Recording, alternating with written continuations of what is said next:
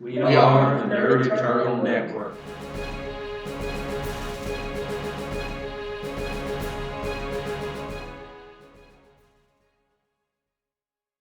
Hello, and welcome to Icons, A Wider World, here on the Nerd Eternal Network. I'm your GM, Jason, and with me as usual will be Curtis, playing Toss-Up. Hola. Mike, playing Independence Ray. Happy Sunday, everyone. Zach, playing Recluse. Howdy, howdy. And Taylor, playing Unison. I've got to go before Zach so I can say howdy, howdy. I'm sorry. I realized as soon as I said it, I saw your thing. Again. Alright, next session, Zach is penalized. He has to go last. Aww. Alright, last session we wrapped up with Everlast's team up with the Misfits over in Shreveport. The day was saved, teenagers were released. The blood thief was not caught. Though her ship was damaged, she managed to escape. That'd be a cool film name. With her funny Blood little Thief. With her funny little droid. Well, you know, she doesn't have an alias yet, so we could just dub her the Blood Thief. The Blood Thief. Rodan, Blood Thief.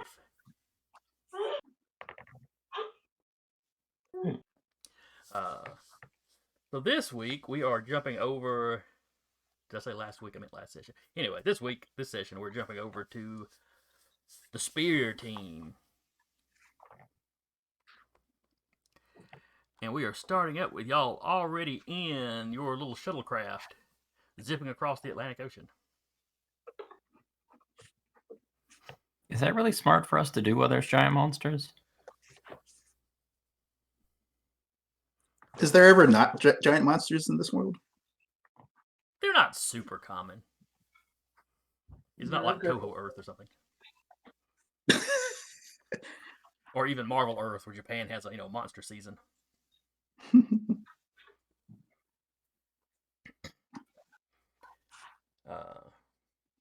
So we start up as y'all are almost across the Atlantic. You are heading to Saudi Arabia. Something has erupted out of the sands in the empty quarter, which is the kind of large desert in kind of the southern part of Saudi Arabia. Have I jumped over on the right map? So if y'all are looking on the map, this whole big empty area with no roads cut through it, that's the empty quarter.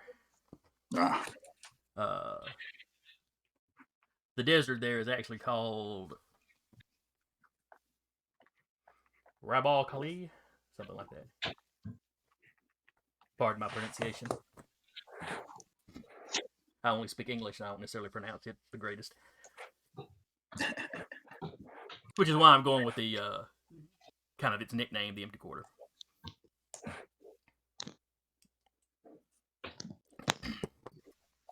But something has come out of the sand there. The Saudi military engaged. It wasn't going well for them.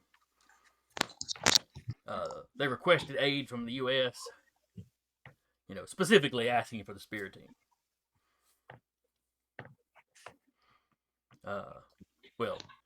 Specifically asking for the Spear team and the Primus, but the government hasn't been able to get a hold of the Primus yet. Of course not. Well, he is semi-retired, so It's his fishing weekend. There's no cell reception where he's at. Just ignores the screams. It's easier that way.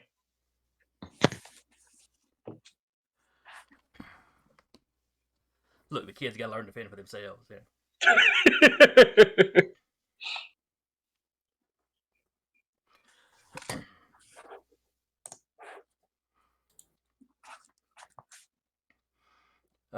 So anyway, sailing across the Atlantic, Agent what was the agent? Tolliver. Or was it Agent Davis? Agent Davis. That's y'all's liaison. Tolliver's still actually a field agent. So Agent Davis is giving you kind of the rundown.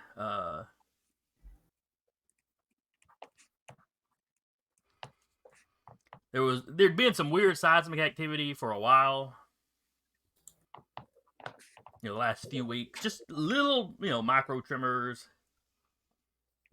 For the most part, nothing people noticed. Just enough for equipment to pick up. Seemed to be originating from kind of deep underground. Got a little worse. Got bad enough that some of the closest communities could kind of feel something. No damage. It wasn't like an earthquake hit or anything. But then something large came burrowing up out of the sand. At first, it just kind of reached the surface and just laid there. They did some flybys while sand was still kind of running off the thing. When they moved in too close, one of their planes was attacked. They're not 100% certain what it was that hit it, but the pilot was forced to eject. Look at that cute little headband. And they recovered him, but he was pretty shook up by it all. A full-on assault on the creature took place, and like I said, it had very little effect.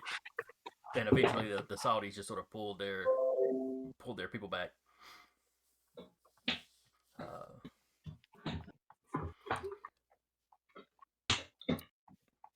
It just kind of sat where it was for a day or so, and then it began traveling kind of northwest. They've tried a few other things to distract it, or lure it somewhere, or drive it back underground. Nothing's worked. It's just a couple of days away from hitting. It's past an oasis or two, but it's just a couple of days before. Traveling at its current speed from getting up to where there are some communities. The government has already started evacuating people that are in its direct path.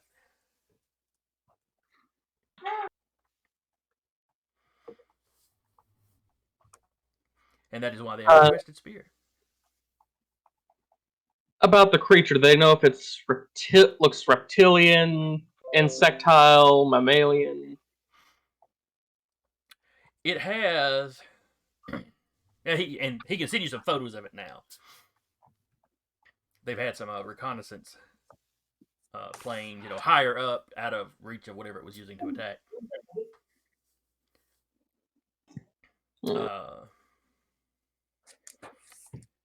It has a sort of mane of hair running from the top of its head, kind of running back along its back. Peters out before it gets to its tail. It has a thick tail, reminiscent of built almost like a crocodile's tail, in that it's very broad at the base, and a bit narrower by the time you get to the tip. It doesn't appear to have scales. It appears to just be skin. The kind of the top portion is a darker color. And appears to be it's got a very leathery looking consistency. Huh. Almost armored. The head is kind of flat, kind of almost shovel-like. In that, where it slopes down from the head. There are large tusks that jut up out of the lower jaw.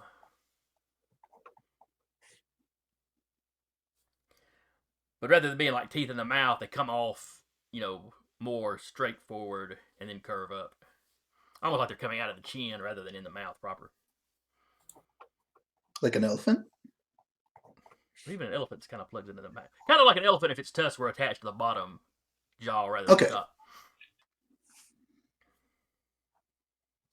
Now to think about it, if you've ever seen renditions of the old four-tusked elephants, where they had two at the top and two at the bottom, it's kind of got one at the bottom. They curve up slightly, but if you've ever seen a hippopotamus skull, it would be reminiscent of that, the way they look. It just doesn't have all the extra skin around it. It does have a pretty round body. Oh, yeah. It's not as fat, proportionally speaking, as like a hippo. Though the feet kind of have that hippo appearance, in that they're built for carrying a lot of weight. A couple of short videos they've got of it. One shows it walking with his legs kind of sprayed out and its belly closer to the ground. But there are other times where it's got his legs more directly under it in kind of a high walk. Is it 4 legs? It is four-legged. It's got very large nostrils.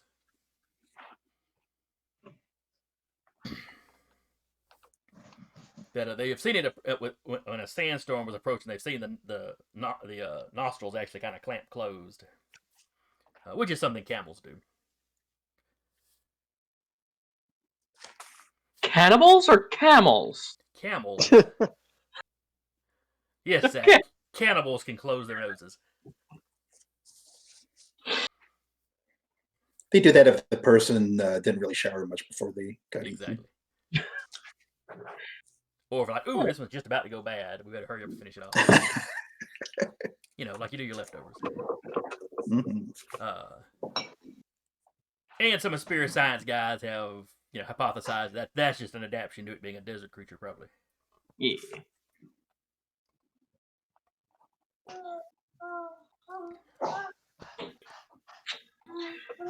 Are there any records of this creature appearing anytime in the last 50 or 60 years? No, this is the first anybody has seen of it. He has got some researchers pouring through local mythologies and stuff to see if there's any references to it, prehistoric references to it. Okay. So it This might part just of be the world was predominantly illiterate and kind of an oral tradition. Yeah. Basically all the way up until Islam, which was what, 5th or 6th century. Sounds about right. 7th, But maybe? don't quote 7th, me. 8th? Beg pardon? 7th, 8th, perhaps? I think it was 7th. I'm going through a history podcast on Constantinople. I want to say we're in 7th. Is when they said it. I would recommend the podcast on Istanbul instead. Not Constantinople. Sorry. Well, no, he Well, it's needs. actually called the History of Byzantium, so it goes with their original name. Sorry, I was just making a bad. They might be. I know. Yes, yes. I know. Yeah, I was going there too. So I was thinking go it. ahead. Well, I'm the one who actually had to do it. Now, what's fun was listening to a podcast on the French Revolution. And if they were talking about the French doing something in the area, it was Constantinople. But if they were talking about the Ottomans doing something in the area, then it was Istanbul. He would swap which name he used depending on which culture viewpoint he was looking at it from. Oh, that's clever. Yeah, that's a good. It's a good rule. But getting sidetracked though. Sorry. But other than that, they anytime a plane or a tank gets close, it gets their attention. It gets the creature's attention, and the creature comes after them.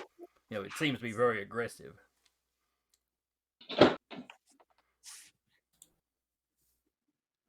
You just Now, like when the pilot parachuted out, the lone person walking around didn't really seem to draw his attention as it ran away from him. But planes make a lot of noise, tanks make a lot of noise, plus they shot at it at one point. So. And there's no indication where this creature came from other than just the ground. Right, other than it just seemed to burrow up. They don't know if those earlier micro tremors were it digging from somewhere very deep, or if it was hibernating under the desert somewhere, and that was just kind of it stirring before it woke up. Have we gotten has Spear gotten in contact with the I cannot remember the race's name. The underground flower people. Oh, yes, the people of Rhinoom. Rhinoom. Well, Snapdragon had appeared and proclaimed herself ambassador, but I'm not sure if any of the rest of her people knew she was up here as the ambassador. So I don't know that there's actually an official Ranu, how do you say it? Ranum. Ranum. Thank you. Ranumian. So I'm not sure that there's actually anybody they can contact. Oh, Yeah, there hasn't been any, to the extent that I can declare, since that was my character. I don't believe there's been any official delegation following in the wake of Snapdragon. And in fact, Snapdragon hasn't been seen around these parts lately. As far as I'm concerned, or as far as I know, she's still on that hunting expedition with the big giant and Muckboot. Third Jimbo. Third Jimbo, thank you. Yes. Actually, I don't know that Muckboot. I think Muckboot was left just kind of wandering on his own on the surface. I thought there was a comment that he might join up with us, but I guess that'll be up to Muckboot's player to confirm or deny. I mean, he certainly would have wanted to. It's hunting grounds. It's something he hasn't done before. And we did think- have what's his face to provide instant transportation at Walkabout. the end of that adventure. Walkabout, yes. We'll keep that in mind when we get back to her, which won't be Yes. too long. All right. Yeah, so no records to confirm or deny whether that this creature came from Rhinum. I presume there are no sightings of this creature back during the big invasion. No.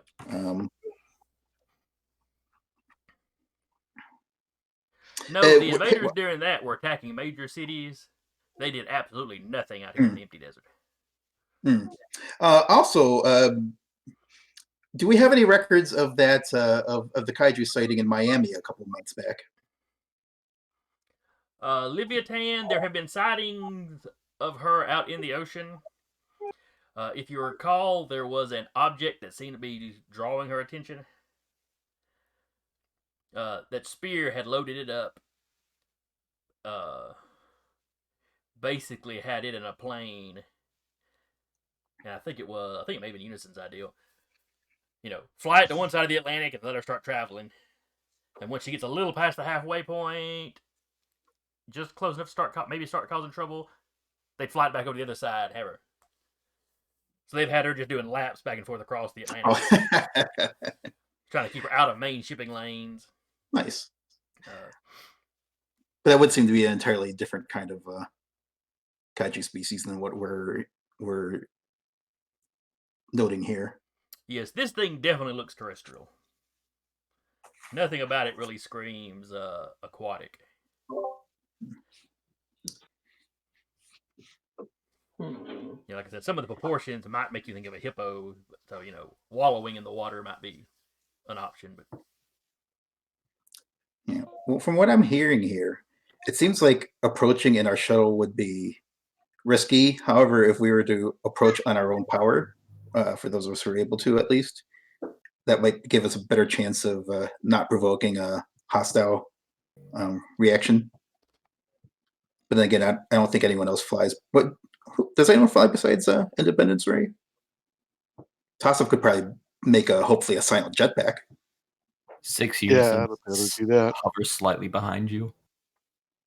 Oh, okay. Well, right. Well, I guess that answers that question. we did Unison get Do you the power to fly. What about first of all, do we call Recluse Recluse, or do you have a name that we actually use, or how's that work? He mostly just goes by Recluse. He doesn't really go by his birth name that much anymore. Okay. You don't happen to have you don't have any quick way of transport, do you? I mean, not particularly. I could stick a web line to you and just go down a little bit, and it could feel like I'm flying, but I think it probably You could. Could you weave like a parasail, like Spider-Man would do when he developed his web tricks? All right. First off, we are not mentioning that guy. I am still litigating with Disney, and I don't really see why they're suing me. It's not my fault. I'm like this, but yeah, really. Yeah, I might be able to make a little sail. I just have to have a frame to work with. Do we have any like loose PVC pipes? In the jet, no. Then no. Maybe the Saudi military could have you something handy. Maybe. You needed some. I just happen to have some in my utility belt. I'm kidding. With a little But, 6-inch deep pouch, it starts pulling out plumbing supplies. like a Mary Poppins bag. Does it seem worthwhile to try to develop a different approach as opposed to using the shuttle? Yeah, absolutely.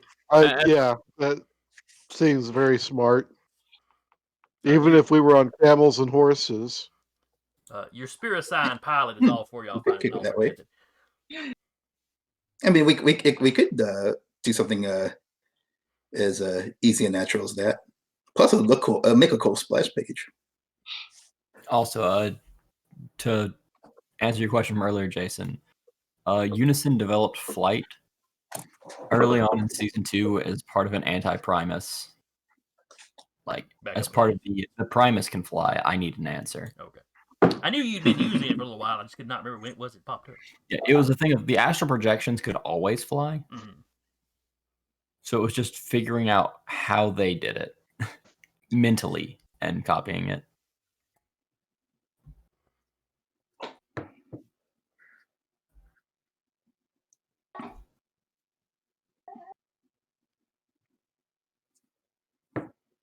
All right, so there, y'all call ahead and get like camels. Yeah. Yeah, we want camels. The military guy's kind of like, yeah, we should be able to throw something together. I mean, we don't have just a ton of those on hand just right here, but I'll get somebody to scrounge them up from the locals. Because usually we just do the jeeps, but yeah. But he understands your strategy. I mean, he understands why you're thinking like that. It's like, yeah, Jeep would have been smarter, but why? Camels are quiet to a certain extent. But careful, they spit. Yes, I was just about to go there. Camels are freaking assholes. If you had to live in the desert and pass dry poops, you would be an asshole too. Yeah, really.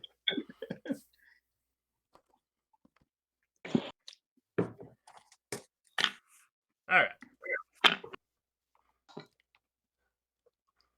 So you arrive at a little base camp the Saudi military has set up. It is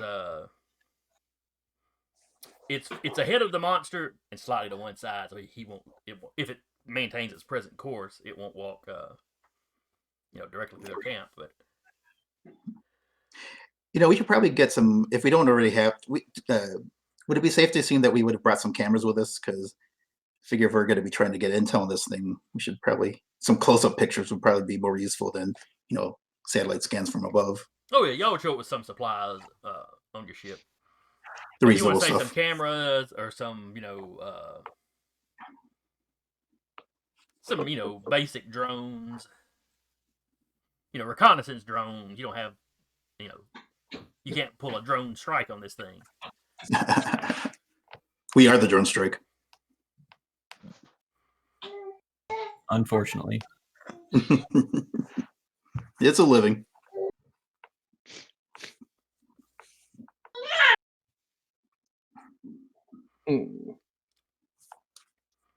But, do we have a ETA until this thing actually makes contact with the city? Few days, I believe. Yeah, it was like 2 or 3 days at its current traveling speed. Okay.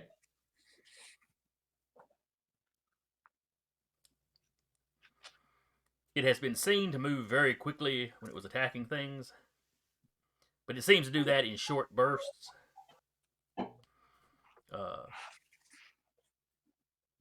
So it's not like it's constantly sprinting to where it's trying to go.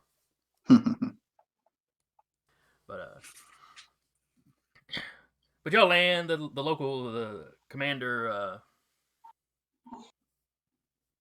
Let's see, what rank would they probably put in charge of this? Probably their equivalent of like a colonel or a corporal or something. Colonel, probably. I'm not sure exactly what the ranking system is in Saudi Arabia. But he's there to greet you. Hope your trip was pleasant. Glad you got here so quickly. He sent some people out to gather you some camels. So what all munitions have been spent on this thing? Oh, he starts rattling out the kind of gun, the guns that their planes have.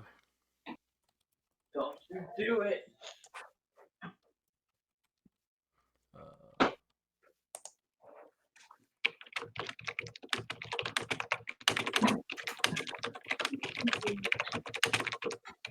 And also, is lethal force being requested? Well, like, have you been attempting lethal force? Oh, so absolutely. we are also allowed to attempt lethal force on it. Absolutely. This is not something that's being declared like a national treasure or anything. We have to be very careful and very specific about handling it. If you have a method for capturing it, that's fine. If you have a method for keeping it in the empty desert, they could live with that. Really? Killing it is certainly acceptable, though. Their concern is keeping it away from the civilians and important infrastructure. Maybe we should try to get the technical schematics of what they're using in the Pacific Ocean. I mean, is there any possibility? I know it's an entirely different type of creature, but is there any possible chance that it could be susceptible to the same kind of whatever sonic? Well, if we knew what thing it was going after, like if we know it's going, because that's the thing in the ocean is after a specific artifact. Oh, right. Gotcha.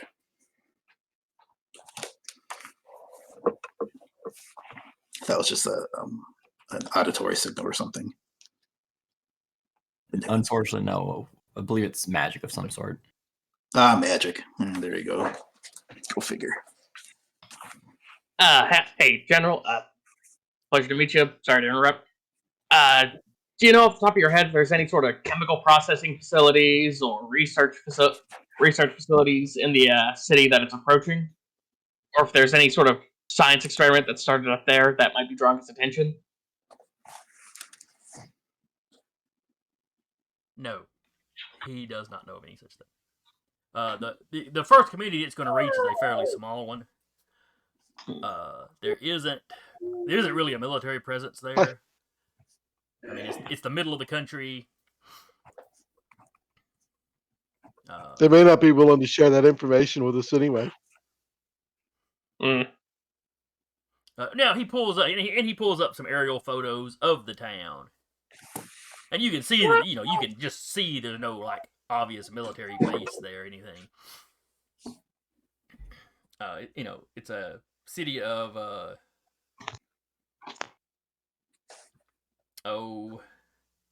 10 or 15,000. Decent sized town, but not like a big city. Yeah.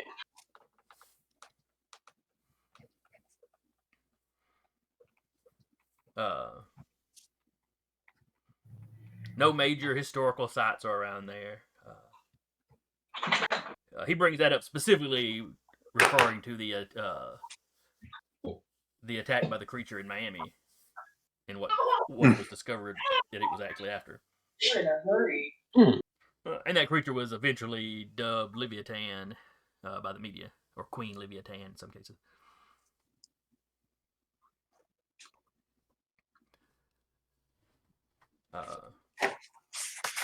They've tried plotting its course to see if checking to see if any of their major museums were in its path, that maybe something was attracting it, but they haven't come up with anything. Lab of any disgruntled scientists? They wouldn't know. Every scientist, or every, you sure every major country has disgruntled scientists. You cut their funding, they get disgruntled. They don't have, to the best of his knowledge, any sort of major, biological anything's going on. That's the kind of thing the really major powers blow their money on.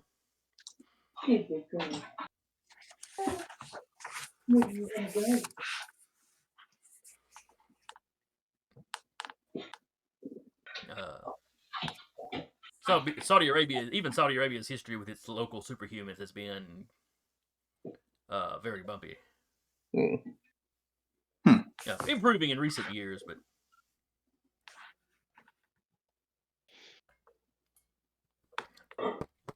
he doesn't say that's why they called in U.S. supers to deal with this. But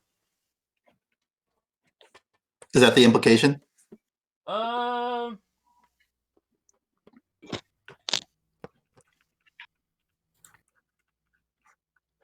He's not going out of his way to imply that, no. How many times have they engaged it? They made 3 separate attacks on it. And it never deviated from its course after those attacks? It just kept going the same direction? That is correct. I mean, it would run all over the place, smashing tanks and stuff. But once it was victorious and gave its little victory bellow or whatever it was doing, it tended to start plodding off in more or less the same direction.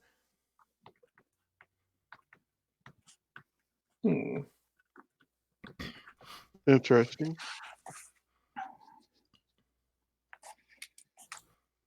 I mean, it's and it's not that it's in like a laser straight line. It's weaving around, topographical features and stuff. If it's easier to go around something than climb over it, then it's going around it. But so far, it's been traveling through the desert, so there hasn't been a whole lot to get in its way.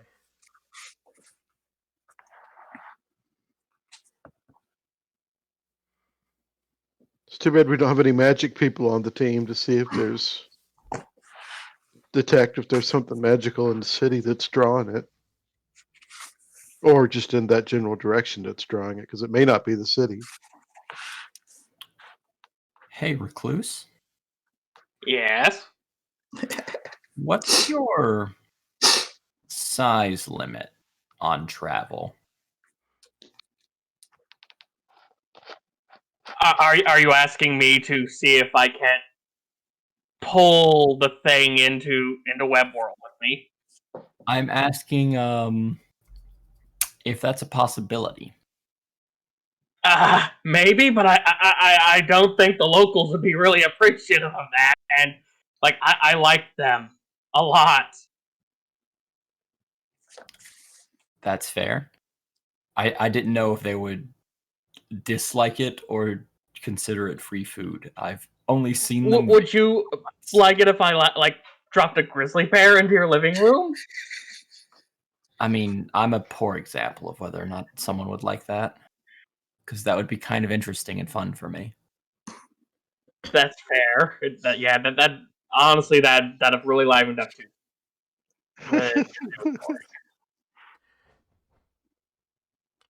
And But yes, if I recall, you have to have darkness or shadow to access web world. Mm-hmm. So we'd have to wait until nightfall. We could make a giant blanket. There's another question. Does the creature sleep at night? Well, y'all discuss that. I think I just heard somebody knocking my door, which is weird, so I'll be right back. Nope.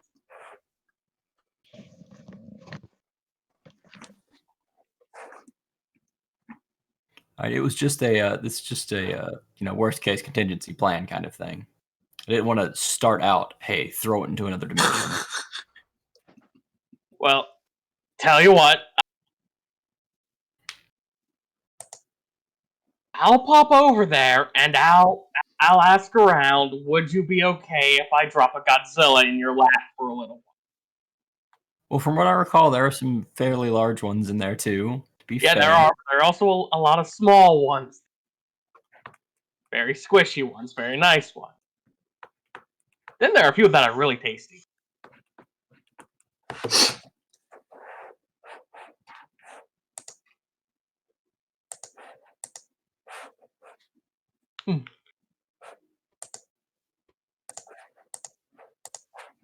Weird, they don't usually drop off packages on Sunday, but yeah, D&D book came in. Hey, there it is. Oh, cool. I just ordered that other day too. They got here real fast. I feel with like Amazon and all these different operations, it feels like it's just a free for all that deliveries can come at any time. Mm-hmm. Amazon's usually pretty good about getting them where I live pretty quick though. And that was the Taros book? No, Taros? that was Tasha's Call to Everything. Ah, It's okay. the one that actually had the rule for me using psychics or sonics, subclasses or whatever. All right, so what were y'all deciding on? How y'all going to approach this thing? Or Zach's teleporting it to Web World? Yeah, I was actually gonna pop over there just to check with the locals if they would be okay, looking after the thing if worse came to worse, at least for a little while. That's not Plan A; it's Plan Q. Like Unison has no idea how WebWorld works. That's why he's asking. So while y'all are discussing this, the colonel there is like, what is this Web World? Oh, it's sort of a shadow universe that's just sort of nestled over our own reality. It's where the crawling gods live. Vast insectile beings that patched me up, gave me a few improvements whenever I visited there the first time. So this, and he kind of gestures at you just up and down. So your appearance is the result of heathen gods. Well, kind of, yeah. And you don't think he's doing it on purpose, but where he shook your hand earlier, it's like he's wiping his hand a little bit on his pants leg. This isn't the first time that's happened, though. Well, he seemed to be strangely okay with the Spider-Man until he heard the Spider Guy's origin.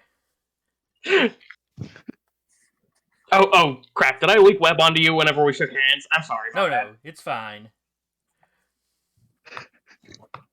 It's fine. I don't know why my hands have been really itchy lately. It's weird. Man. You're not reassuring this man. It's Suddenly, less comfortable with you. not like you've just developed a poison or anything. Right? So, do you have like a broom closet I could slip into real quick, or just somewhere nice and dark? The latrines are kind of shadowy. Or not latrines, they've got like little outhouses kind of things built. Might work. A little bit terrified where it'll put me in web world though, but I can live with that. Alright, so you go in there into the little porta pot or whatever it is they use. And it's not dark, but it's shadowy, which is all you require. Yeah. Because recluses like the dark, shadowy corners. I'm envisioning a scene like in Chain Spider where he has to like crawl into the hole to get to the other side. Oh god. It would be the darkest place in there.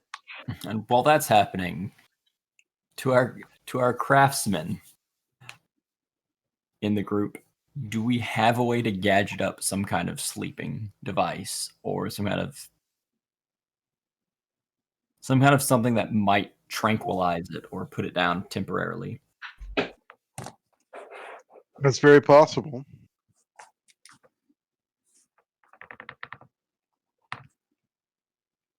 It'd be a heck of an elephant dart.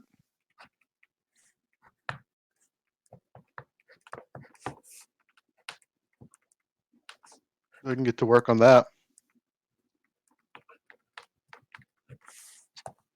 The colonel tells you, yeah, if you need access to equipment, they've got some on hand. They don't have a big supply of chemicals on hand, though. They have had some poison gas shipped in. Maybe rather than dart, I can do a variation of the sleep grenades I've done before and just make a bigger, stronger one. And if we can lob it into its mouth, Well, I assure you, whatever you make, we can get it attached to it. well, I'm just worried that, if we tried to make some sort of a dart or, extra large dart, we don't know how thick that skin is. Hmm. But if we design something that is inhaled or ingested, we might have better luck.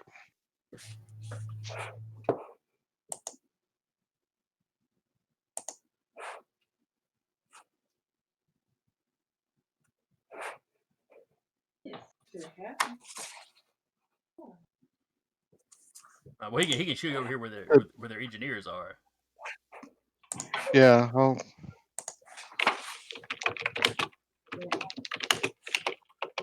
I will get to work on that.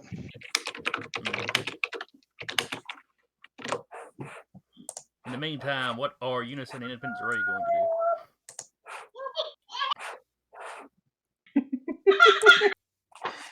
to do? Well, Ray's trying to think of just the different things they should do to try to get more intel on this thing.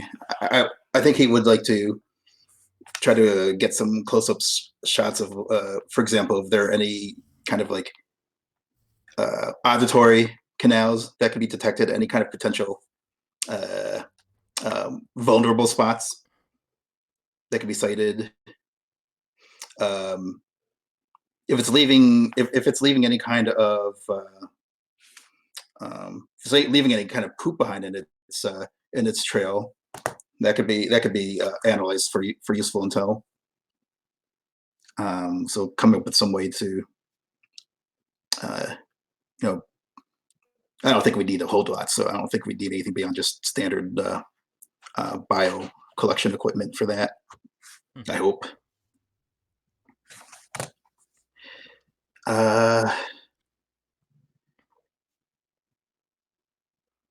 Yeah, maybe a close up of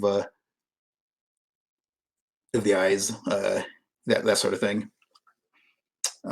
Let's just basically try to, or hell, do we even have if we have like a 3D scanner, could we even get like a 3D model of the thing scanned out in motion?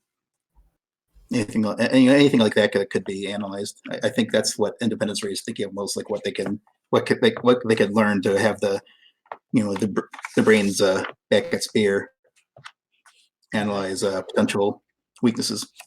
Well, the drones that you have on your ship could potentially fly around it, photographing it and taking some measures. They have some. I guess you wouldn't call it sonar because it's above ground, but they can use. They have a little radar emitters that they can use to like measure distances and stuff. So they could get you, the information they could gather. Somebody back at Spear could put together like a 3D model like you want. As far as getting close to its eyes, the pilots like that, that might cause it to note, the drones are fairly small, so they may not draw its attention. Though, how about something Independence Ray sized? Poked at the eye with a drone, Mm-hmm. I wouldn't want to make contact, but what about a glowing ray-sized object with that? I mean, I guess there's only one way to figure out if that would provoke a violent response. So, Mike was talking about monster poop. Is the monster eating at all? Good question. One of the oases that it passed, it did stop and munch on the top of some trees. The colonel's able to bring up on his little tablet pictures, and yeah, it's like, the trees go up, and it's like the tops are just bitten off.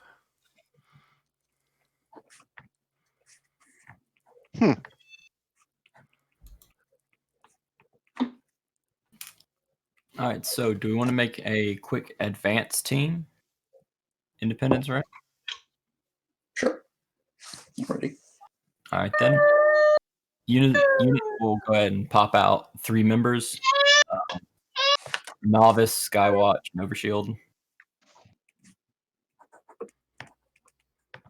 and the 4 of you can make an advanced team and go search it up.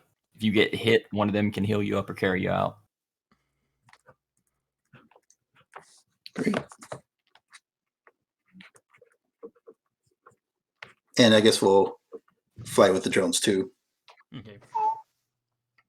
Y'all can probably fly faster than drones can, but they're also small enough that you could carry them out there. Yeah, I think we pretty much just use them for the camera equipment. Yeah, the pilot in your ship can actually control them to run around and do stuff.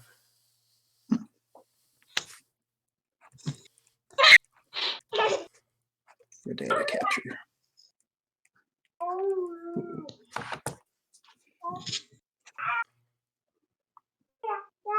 And again, I am aware that Novice Skywatch and Nova Shield are all just not just, but they are extensions of Unison Prime. I think the team knows that, yes. I envision that Ray would keep it a secret. Yeah, I envision that Ray would probably just slip into interacting with them as if they're all individual people. I think it'll just be human nature to not be able to avoid that entirely. They all act a little different, Mm-hmm. but they all sound the same. Okay. So it's kind of, it just depends on how your character would parse that. Yeah. Like even just giving them like different code names, I imagine would have some psychological differentiation amongst the people that, amongst the teammates like myself.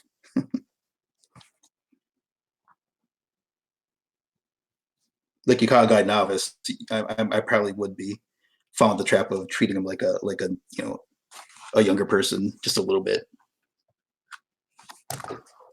But anyway, that's something for psych department to figure out. All right, so y'all load up with the equipment y'all are taking, and y'all shoot off into the desert. See, Toss-Up was working with the engineers.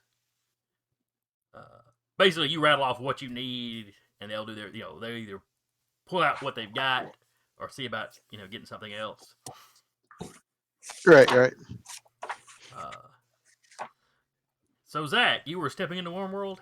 Or what Wormworld? Web World? Yes, sir. Wormworld, a completely different place. Much squirmier.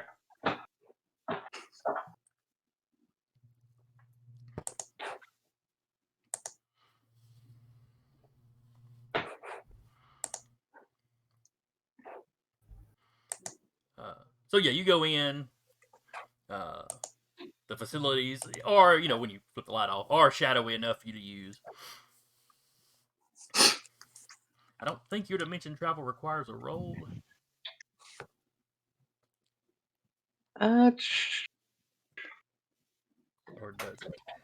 Let's see. Travel.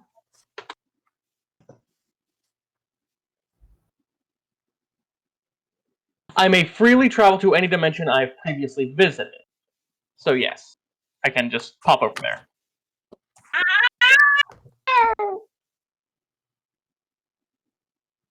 Alright, so focus You step through the and shadows,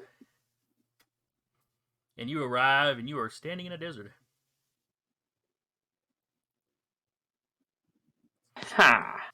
It's sandy, just like it was outside. The landscape here is probably not identical to the desert you were just standing in, but it's similar. The base camp would probably look a lot like this if the camp itself wasn't there. Not every dune you see in the distance is in the same position necessarily, but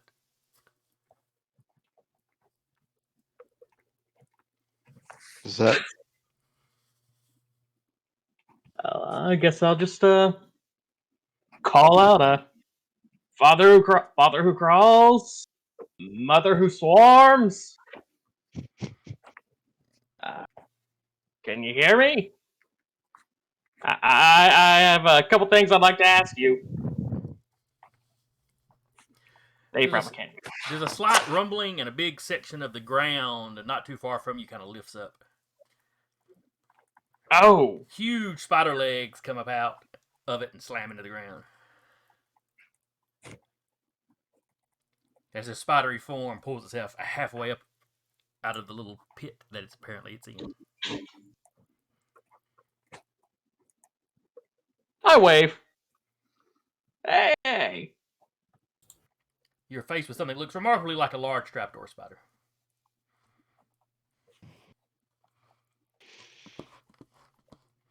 Yes. Its many eyes focus down on you. It has more eyes than an actual spider has. Yeah. Not unlike yourself, now that I think about it. I'm sorry, and I just went down the hall, and Izzy just stormed off after her. His little hand slapping down with a purpose.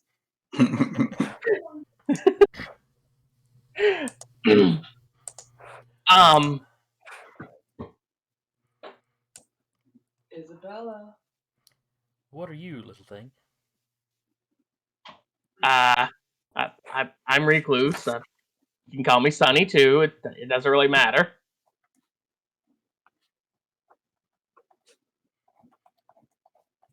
You're the little man thing that some of the others fixed. Yes, sir. I've heard them speak of you. This is my land, though, not theirs. I see. Yeah, I'm a little bit further afield of where I usually hang my bug my food catcher.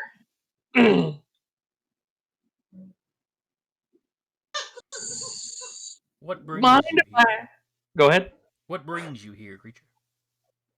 Well, there's a small problem on my end of the cosmic web. Kind of a big, stumpy thing, maybe a little bit bigger than you. It's woken up, and it might hurt some people that we don't want hurt. And I was hoping we'd be able to, if needs must, drop it off here at least for a little while. But I wasn't expecting. I didn't expect someone else to be living here at this exact moment, or more exactly, I was expecting to meet somebody else here. Yes, I believe you called their names. Yeah. What's your name, by the way? I don't know. That would be a good name for a giant trapdoor spider. Ooh. Or kind of the deity that represents trapdoor spiders or ambush predators, desert-oriented. The hunger that hides, I Oh, guess. We'll go with the hunger that hides.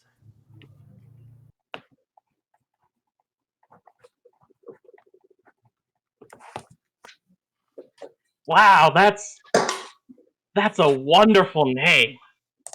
Beautiful name, perfect name.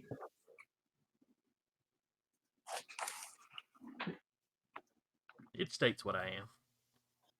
Yep. So, Not much I guess prey walks through my lands anymore. Yeah, it looks pretty empty here, and whoo, boy,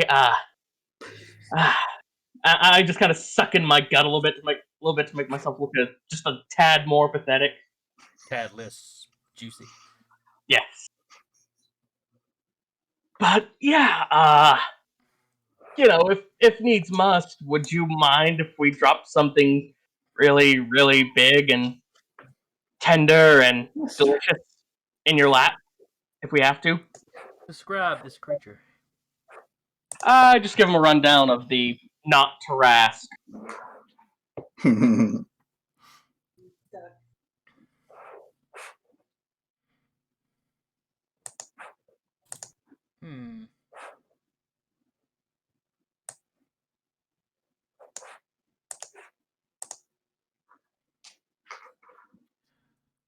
Hello? If you can drop it here,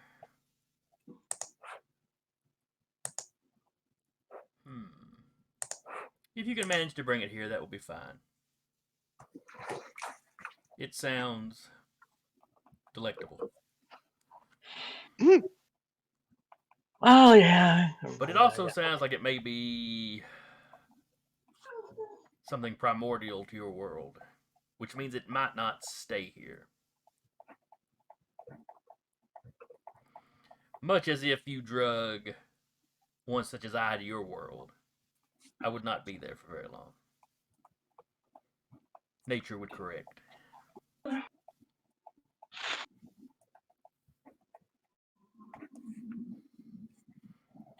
Well, at the very minimum, it might give you a little snack, or it'll give us a longer time to come up with a better plan for containment on our end. But I give him a very steep bow while I'm still not letting him out of my sight. Thank you for your generosity and understanding. Well, if it is as large and as succulent as you've described it, he would be doing us both a favor. A fair exchange is no robbery. Oh, one more thing before I go. It was something I meant to ask. My other friends. A few days ago, I felt a horrible, horrible terror run through my entire body. Like nothing I've ever felt before. Like there was no safe place, nowhere to hide, nowhere to run. It was just this primordial fear. Would you know of anything of the sort that would have caused that sort of tremor in my mind?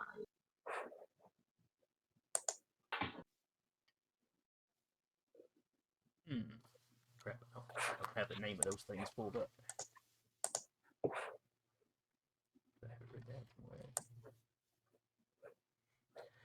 He thinks he knows what you felt. He felt it himself. It wasn't a terror for him. It's not something that will affect them here in this world.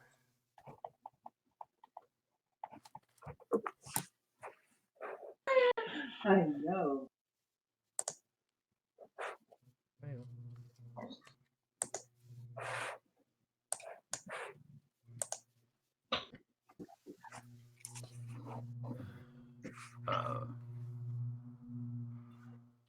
He believes that, let's see, how would a primordial insect god describe these things? He believes they that feed on existence may be stirring. They that feed on Did existence. you say did you say feed on existence? Feeds on existence. Who, Because it's rather if you are- surprising. None of us were expecting. Your universe is still young. None of us were expecting them to be stirring so soon. Is there a way you could describe them in more detail in a way that my very limited and currently very alarmed mind and sense of self could comprehend? If it is not too much trouble for one as great and glorious and very large as yourself, it is able Give me a willpower roll. See how persuasive you are being.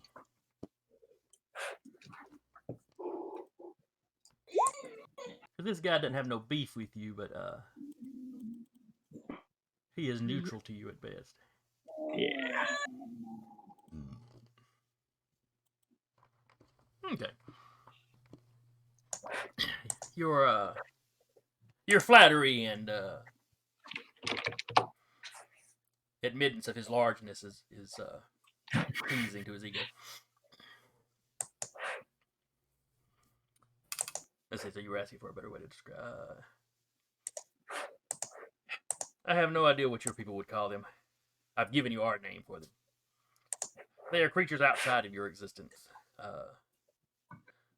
Like myself to some degree. Their purpose is to end your mortal world. But fear not, something else will be birthed to replace it.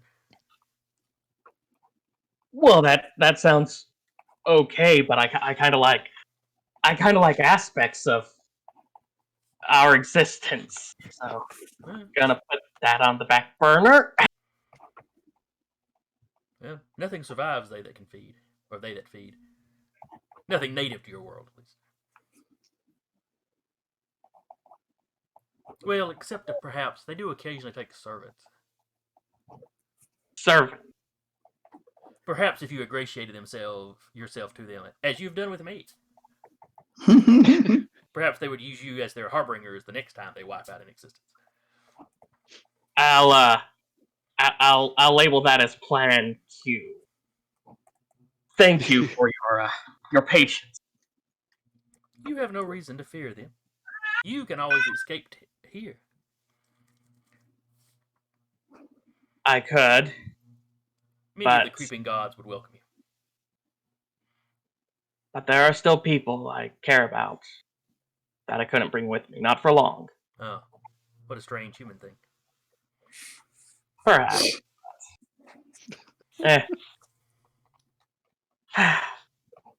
Well, may your hunting be fruitful. And good luck to you in surviving the end of your existence. He And he starts lowering himself back down and pulling his little trap door back.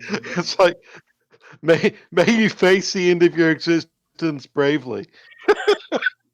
Or may you successfully run and hide from it.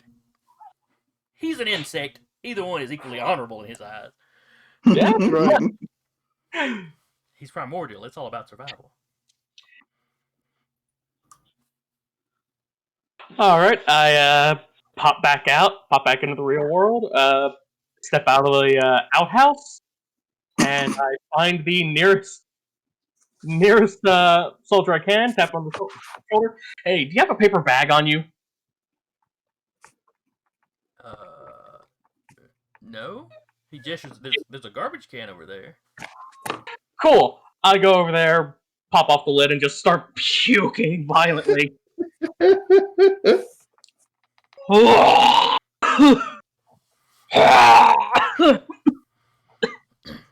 Thank you. So, not to alarm you, make peace with whatever god or gods you follow, and hug your family. You know, just general life advice, because you never know when everything is just going to blink out of existence in one gigantic shudder of unspeakable cosmic terror. And I just pat him on the back and walk off. He looks alarmed and thoughtful, like maybe he's going over what you've said, making sure he understood the English you just said right. And then he kind of glances over the bathroom he saw you come out of.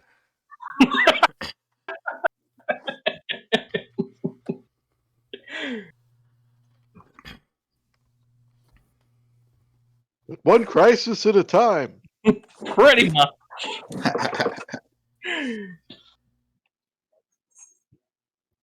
I was going to say tell DC that, but they just do them one after the other. I'll be right back. Yeah. All right, we'll jump off to somebody else. All right, Curtis, what is it you were trying? What is the toss-up is trying to make exactly? Basically, I want to make a giant kaiju-sized pill. Somehow we're going to lob it into its mouth, and probably the quickest thing would still be to have it be like a giant gas grenade to put it to sleep. Okay. If we made it something that it needed to ingest, that would probably take longer than we wanted. So that's my plan. All right. And what power do you use for your gas grenades? Oh, my power level? Well, what power? Like stun or? Oh. Or is it a gadgeteering? Well, I mean, it's gadgeteering, but I have to duplicate a power. Right. And I guess it would be stunned with the the cosmetic effect of sleep because there's not a sleep power. I don't think.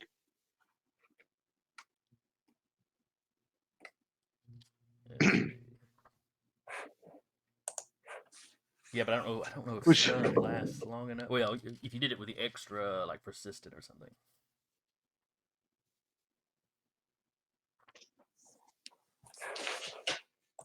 And of course, if you get a high enough result, that would be if you score a high enough result, you'd get the chapter long effect. I think is that part of the stun rules? I think you're right. I think you can stun people for the entire chapter. Yes, with a massive success. Okay, so yeah, stun probably would be the way to go then. All right, and what is the power level of your gadget power? I'm gonna go at 5. All right. Come on, 5.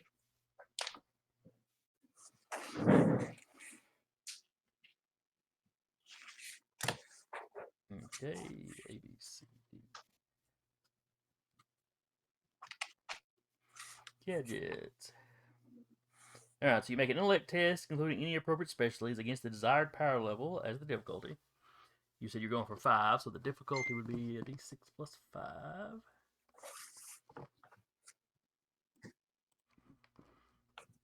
Alright, so 10 is the number you're looking to beat.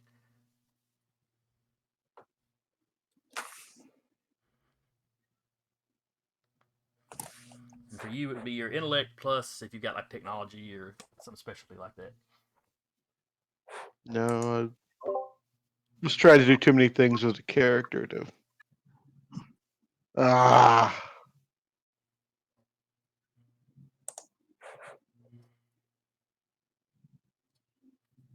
Alright, well you mix up a batch of something. Yeah, I mix up a batch of something. It's not gonna. It might be, sleepy time tea.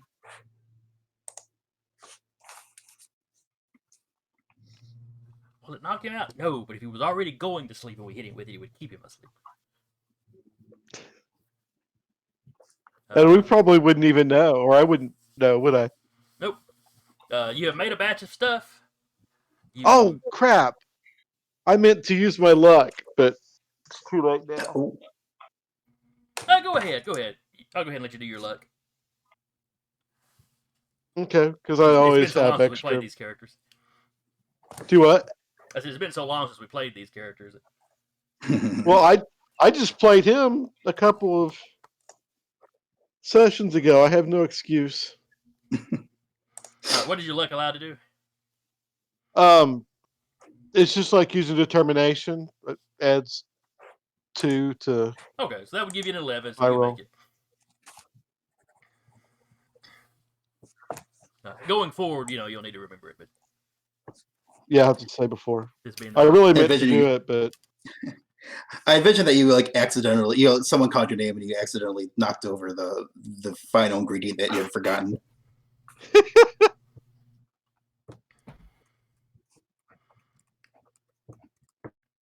so yeah, you've rigged up one of your sleep grenades, but way upgraded the purport. It's like you doubled and tripled the recipe.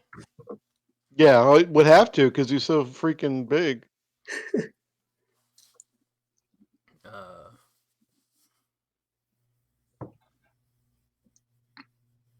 Delivery I system should have made an wise, oxygen destroyer. yeah, because that never creates monsters.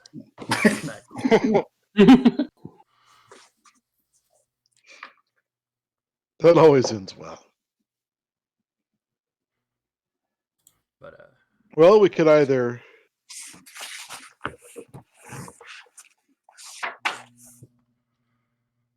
use a grenade launcher to fire it in his mouth, or fly up there and throw it in his mouth, or Unit's still at base. So Unit's sitting there with Tossup as Tossup explains this. Or I can just get an expendable body to fly it in. that would work. some of the scientists or some of the engineers are looking at you when you say that? I'm a unit. All units are expendable. See, it's just like giving medicine to a dog. You wrap it in meat. Human, I hear, is kind of like pork. So it's almost like wrapping it Still in the bacon. world's greatest sausage. Operation Sausage is a go. I was not expecting this to be so dark. You weren't here for the conclusion of first season. I Innocent was members were just not. streaming out of the back of the vehicle to catch Yeah. the rockets being shot at the vehicle. Yeah, it was missiles being shot at a spaceship as every possible copy of a Unison was diving out to headbutt it so it didn't hit the ship. Oh wow. Right. The world's darkest clown. Who's just a stream of them from the main guy piloting the ship. They just pop out behind him, run the length of the ship, and dive out the back. So I'm just asking, does Unison keep a therapist on call? Uh, I hope we all have one of those Unison- on call. Unison has not cared about what happens to the copies because, like, they're mentally linked, but like they're not individuals.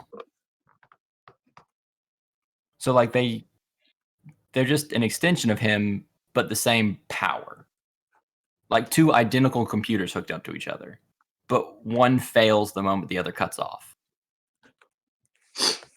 But one of them doesn't fail if the other cuts off. So there's a head one and then a bunch of subsidiaries.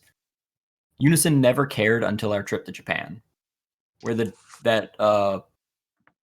ranger that works for the AI, the one that can see souls and saw the connection between a copy and the main one. Yeah, Unison didn't really care until then. And even then, it's a tenuous care. Because he doesn't necessarily know what that meant, what the guy saw. Yeah. It's just making him think about it. But overall, it's, Unison. Unison doesn't care about them because they acknowledge that they're a copy that is expendable. Like, none of them has ever said, I would like to beg for my life, please. They all understand, if you fall asleep, I'm dead. I'm expendable.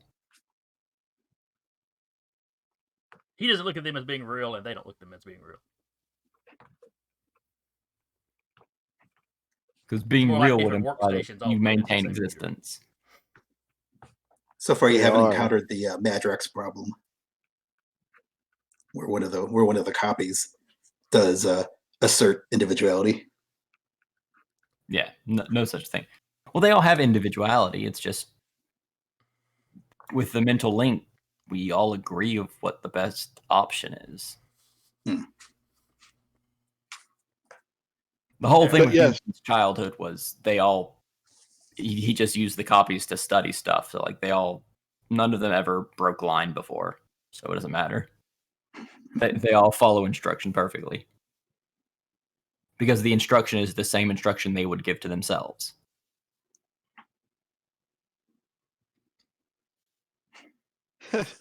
I guess we have to give your your copy, like, make sure that it goes off in the mouth and isn't swallowed because the gas needs to be inhaled, not ingested. And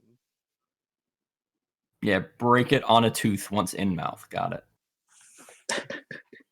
So yeah, the container you put this in, like if you want it to be hand delivered, they've got basically like a small half-size barrel. They can put it in for that. yeah, and we can make a distribution system where all he has to do is hit a button or pull a lever and it goes off in the creature's mouth, so he doesn't have to physically try and bust it on a tooth. Oh yeah, one of the engineers like, oh yeah, we can put a small bomb or a small explosive device inside and give him a trigger. He hits that, it just just a little, not a fire, just a concussive blast that blows the canister apart and lets the gas out. This will be just like one of those baby reveal tricks. Nothing could go wrong. The kaiju's a girl. Congratulations, it's dead. So why did the kaiju run screaming with his mouth on fire through the city? Oh no. Well, it turns out setting its mouth on fire caused it to panic. It ran in a straight line all the way to the Mediterranean and then stuck its head in the water.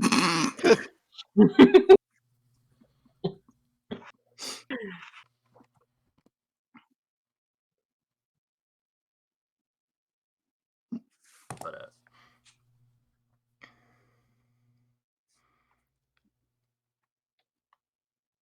so y'all are getting that put together. Our scouting team. Mm-hmm. As you're approaching, you see it. You kind of see it off in the distance. You see the the waves of heat off the sand. It's walking. It's kicking up a decent little dust cloud. That only gets about knee high to the creature, but would be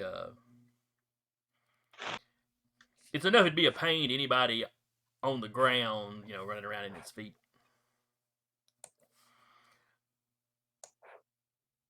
But it's got the kind of plodding walk of like a hippo. I mean, you can tell there's a lot of weight there. It's leaving huge footprints in the sand.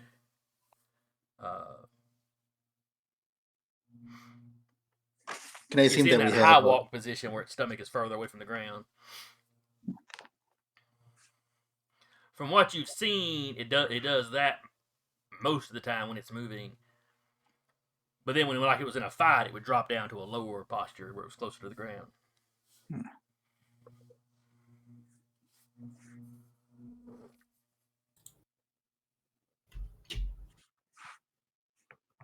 All right, let's get. Oh, I'm sorry, novice goes. All right, sir. What would you like to do? Sorry, I'm just taking a note here. Is this it? Can we assume that we've got like goggles and maybe filters for to filter out the dust, but still like rebreathers of some kind to filter out That's no dust. problem. That could be All the standard stuff. basic equipment that'd be loaded in your plane, so they knew you were going to the desert. Yeah. All right. So I think. And again, we're on. Are we? No, we're flying because we're the advanced team. So I think what we should do is approach not close together, just scattered out. I can't help but glow. Well, I'm not blinding, but I definitely always glow, even just as a side effect. I mean, you're out in the bright sunlight, so it's not as noticeable as it would be at night or something. But that's a good point.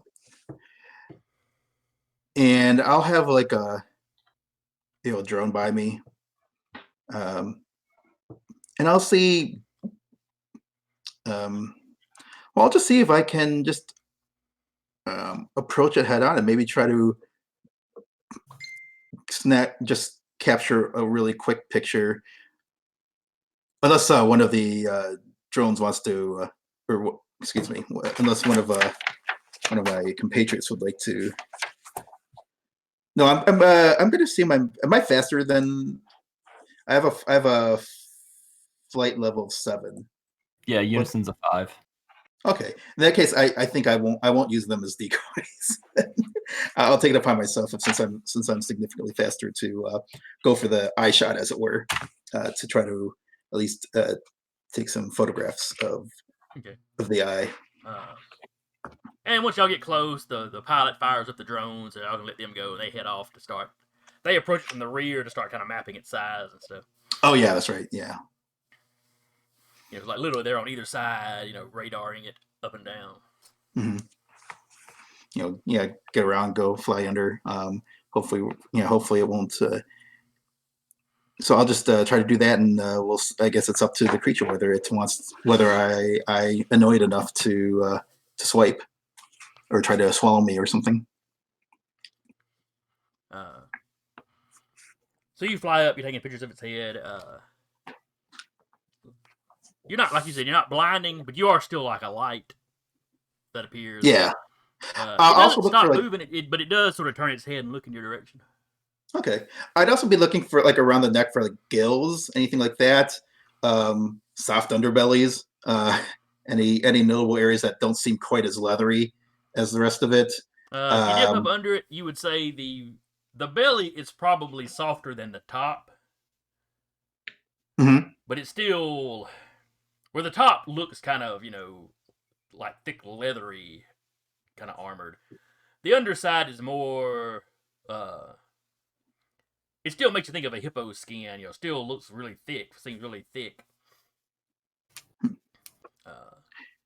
Well, I suggest that if our current plan with the gas pill doesn't work, that we use tickles.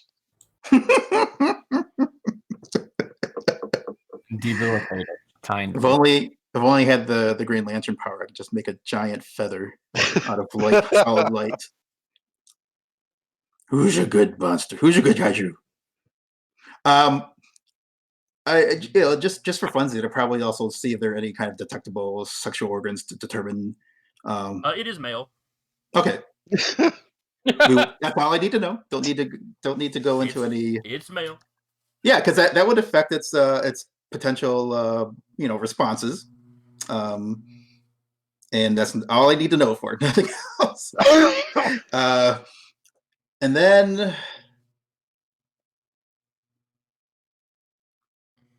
Yeah, I'm trying to think if there's anything else. Any other? Well, hell, if I'm looking for like anything auditory canals, and let's go there. I mean, well, let's not go there, but what kind of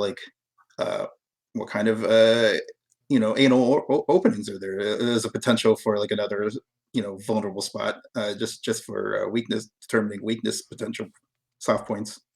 Skywatch gently puts their hand on your shoulder. Before I went, I am not a suppository. I have some dignity. Hey, I'm like I said, I'm leading from the front lines here. I would not ask anyone to do anything that I would not be willing to do myself. I didn't need to know you'd be willing to do this. Well, I mean, look, I'm not saying I'm going in. I'm just saying I just want to see if there is. I just want to confirm it's. Yes, up under the tail, you've got what you would expect. Yep. Okay. Good to know. For the fan artists out there, I think the next thing might be to do like even just like a quick dart along the. I assume it's leaving a very notable sand trail, or is it getting like big footprints left in the sand. Okay. I mean, the wind will erase them eventually, but it's going to take a little while. Sure. It does have ears, though they're very small compared to the rest of it, and it's almost like they're flaps, almost like it can close, like it can pull its ears down and kind of cover up, seal it shut. I would ask my unit friends, and as a player, I'll go ahead and ask Taylor if we want to try to create a quality like I don't know, knowledge of the beast, something like that, and make some kind of like roll where one of us does like I don't know whatever Jason says, and then the other assists on the roll or aids on the roll, and to see if we can get some a good enough score to get some free tags to represent whatever we may learn through all this invasive picturing. Does that sound like a good plan? Yeah, Skywatch.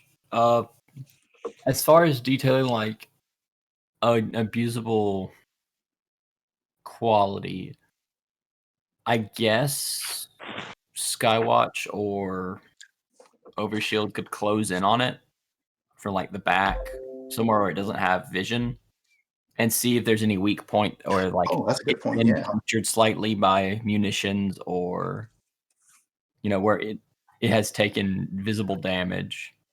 That's a good point. That is it bearing any notable damage from the previous encounters with the local mills, or there are some little burn marks and stuff where you can see where things have probably exploded against it. And There's definitely some abrasion to the skin, but it doesn't look like it really penetrated. And yeah, the units also mentioned blind spots. Maybe I should. Yeah, I might want to. I think maybe Independence Ray could like test like what its field of vision is and like how flexible its neck is. Maybe even just by doing some like, I don't want to say I don't want to like unleash a full dazzle attack because that could freak it out. But it did kind of. You did say, Jason, that it did react as I approached in my baseline level of luminosity. When you got up close to its eye, the side of its face, yeah, it kind of turned and looked at you. Mm-hmm. I might also try circling around to see how what's its I'd like to test its peripheral vision. Okay. And maybe consider that part of what I'm trying to go for when we do our little analysis roll. Okay. So Taylor, you start zipping around its head, kind of trying to see at what point it notices you. Is there anything else we should be checking out, Taylor?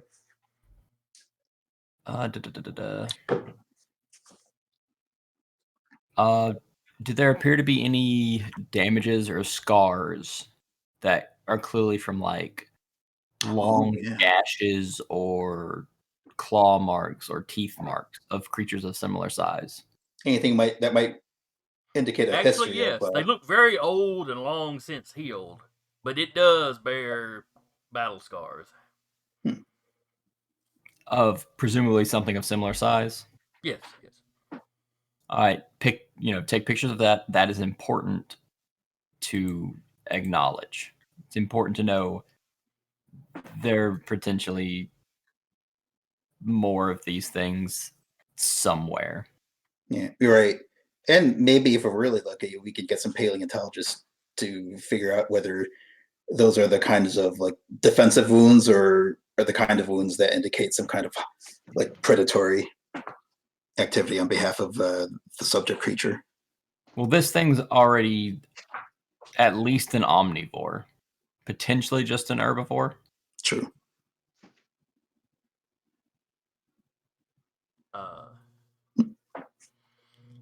So anyway, as I said, y'all are talking about that. You're checking out its periphery. It's got a decent peripheral vision. Obviously, if you approach it from straight behind, it doesn't see you. But it's got pretty good, side view.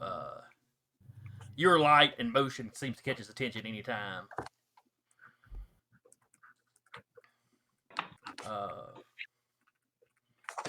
Give me an awareness roll.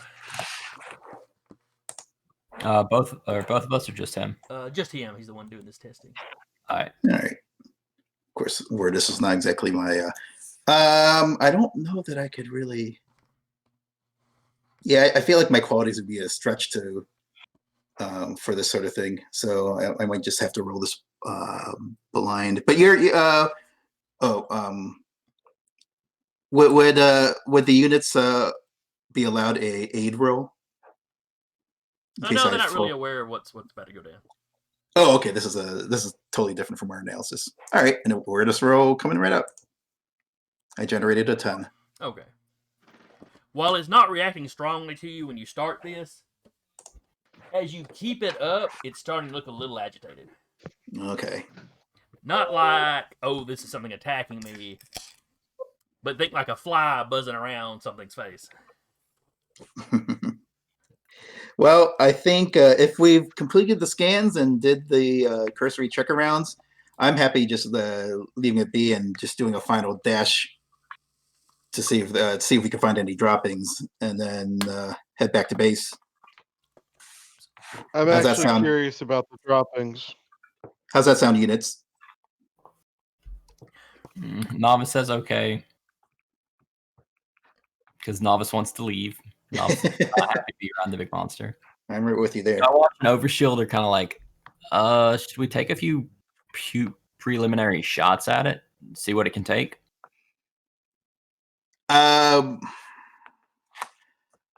I'm inclined not to do that. I want to provoke any hostile actions, especially since we don't have the full team here.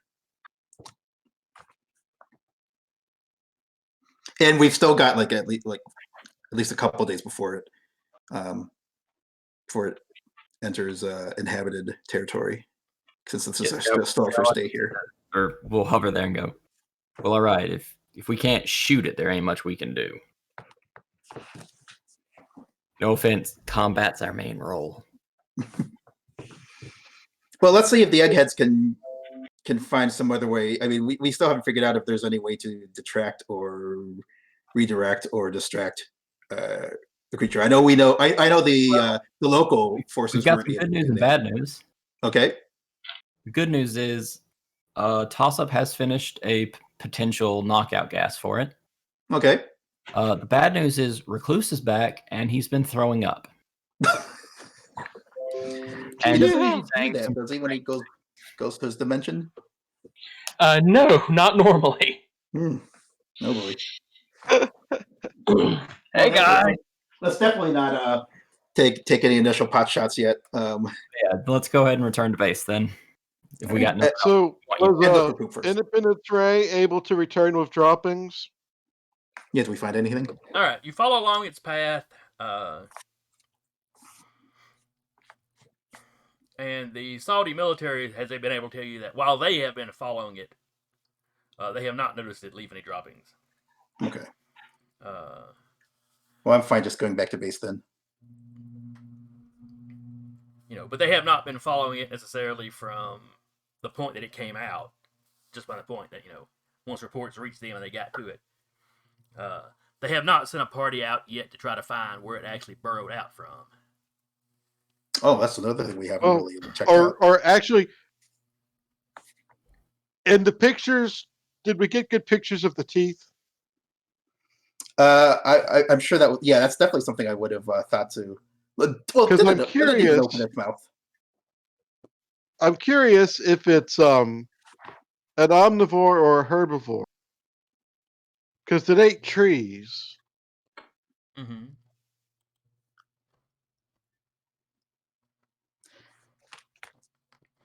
Oh, let's see here.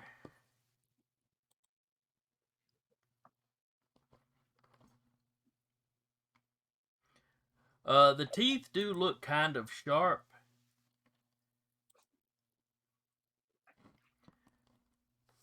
Though some of them in the front kind of lay down. Front bottom kind of lay more flat. If it snarled at you, you would think it was vicious.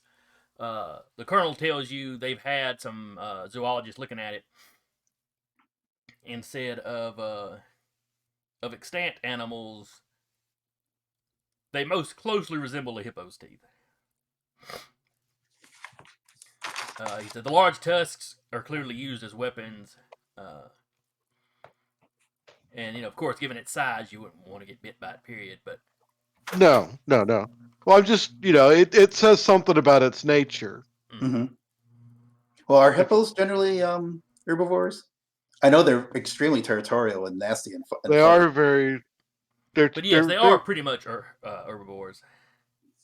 They're cranky and very territorial, but but not predatory by instinct. But they're not hunters, right?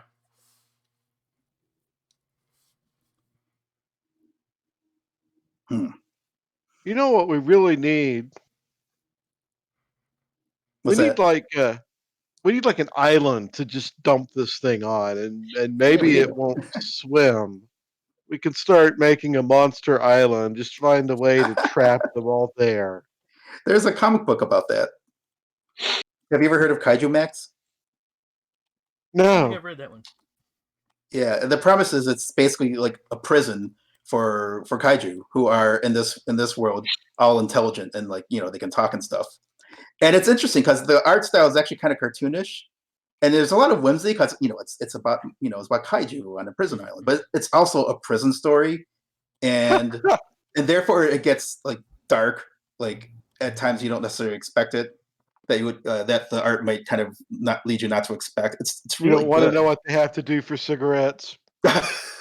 Well, yeah. Well, I mean, it's guarded by like, for example, it's guarded by like Power Ranger type, like Ultraman type, Ultraman like type force. But they some of them are corrupt and are on the take from like intergalactic whatever's. It's like it really does feel like Oz meets Ultraman, and it's kind of a fascinating mix. But anyway, there's that. So for us who does not have a Kaiju Max or Monster Island yet, Well, you could probably contact Dubai or I think it's the Arab immigrant. Oh yeah, they can just make us an island. That's not. And they love doing things just to be tourist attractions. A Monster Island? That's assuming that it doesn't swim. Since it was terrestrial. Mm-hmm. Well, hippos don't really swim. Right, they just walk. Well, they run can't along swim. the bottom. They don't swim far. So if we had an island we could drop it off on, that might work. It might not. It's better than feeding it to a giant, trapdoor spider. Is it though? I kind of like the giant trapdoor spider method. It'll probably be quicker than constructing an artificial island. Although in a world of superheroes, it's not nearly as far fetched as it should be. I'm sure a land shark could pull some ground up out of the ocean. Yeah, anything for a land shark appearance. Yes. This could be a shot at the big leagues. Bruce Brody, Agent of Shark. He'd be like a kaiju park ranger. Yeah, I can see it now. That stands for spear, but with sharks allowed. No. Well, I guess we'll go back to home base poopless, and then unless you like I said, you could trace it all the way back to its initial eruption side if you wanted to. Yeah, I assume at the speed of 7. Going at the speed of sound, I would assume it wouldn't take that long. Might be worth might be worth just a quick dart to confirm, and then head back to base. The drones finish their survey. It doesn't seem to notice them as much when they get up around the head, because they're not lit up. Yeah, they can keep a decent distance to use that radar stuff they're doing.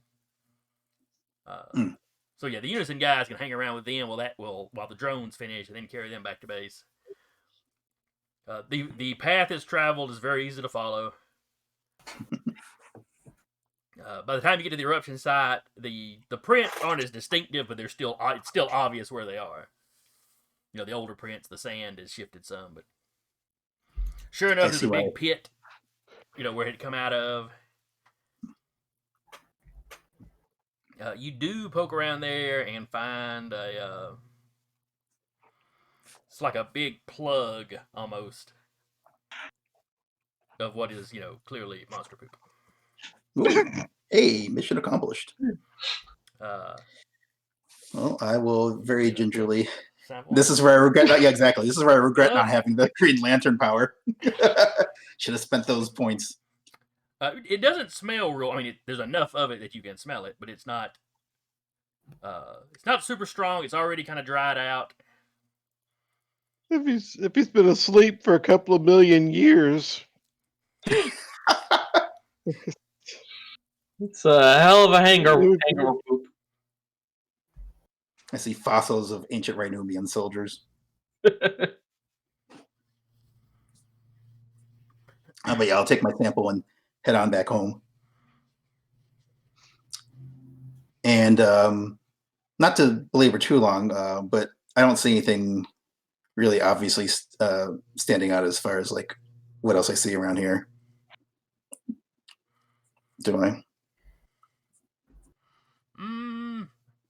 No, it's not like there's any ruins he was in or any bones or anything. Okay.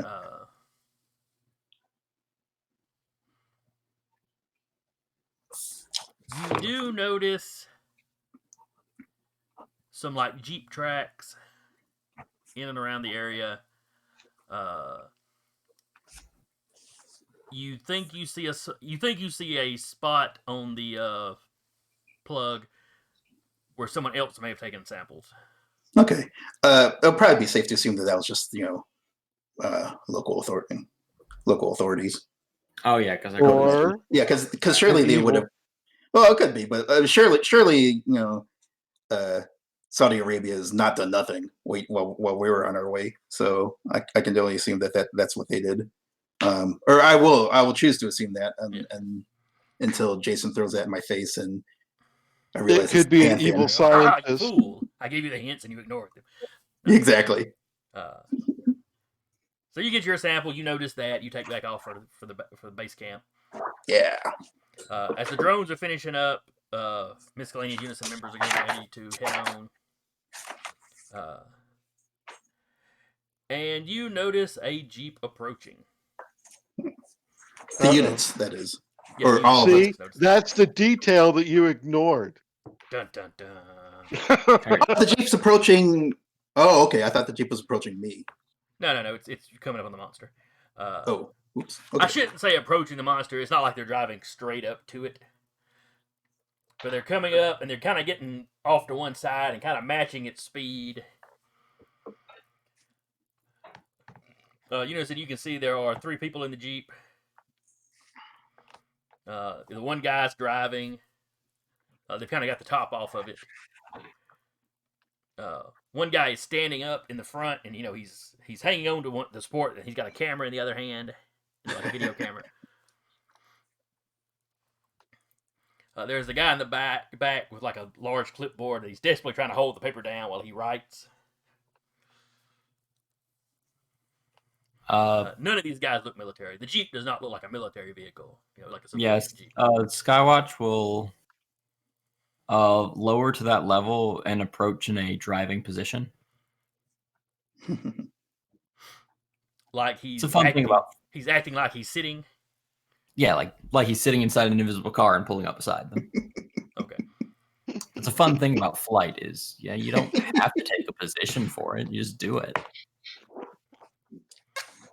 And I'll go ahead and give them the warning of I don't have the authority to state you can't be this close to this thing, but please be careful. I do not want you to get hurt.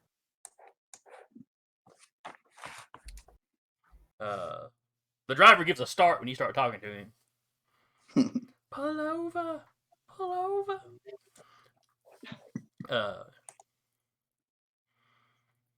He screams, let's see. The driver yells something to you in Arabic.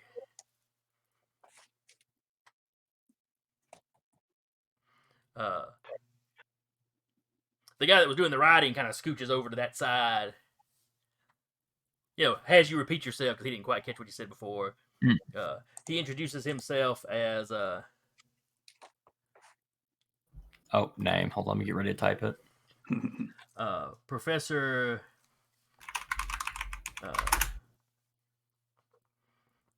Dabashi, Dabashi. Dabashi, I believe that's how you pronounce it. That's how I pronounced it last time, anyway. Dabachi. Ashi. Dabashi.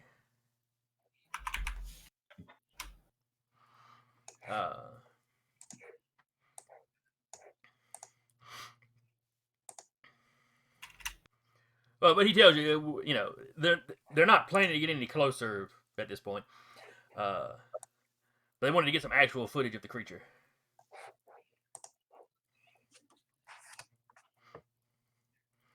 They've been to its eruption site and taken some notes.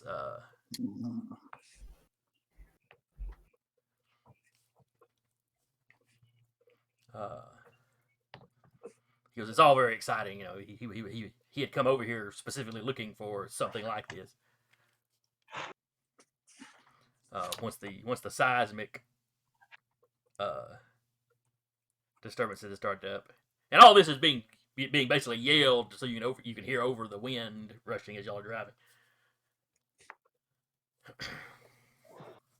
Yeah, while he's been talking, the cameraman has just stayed, locked on to the creature.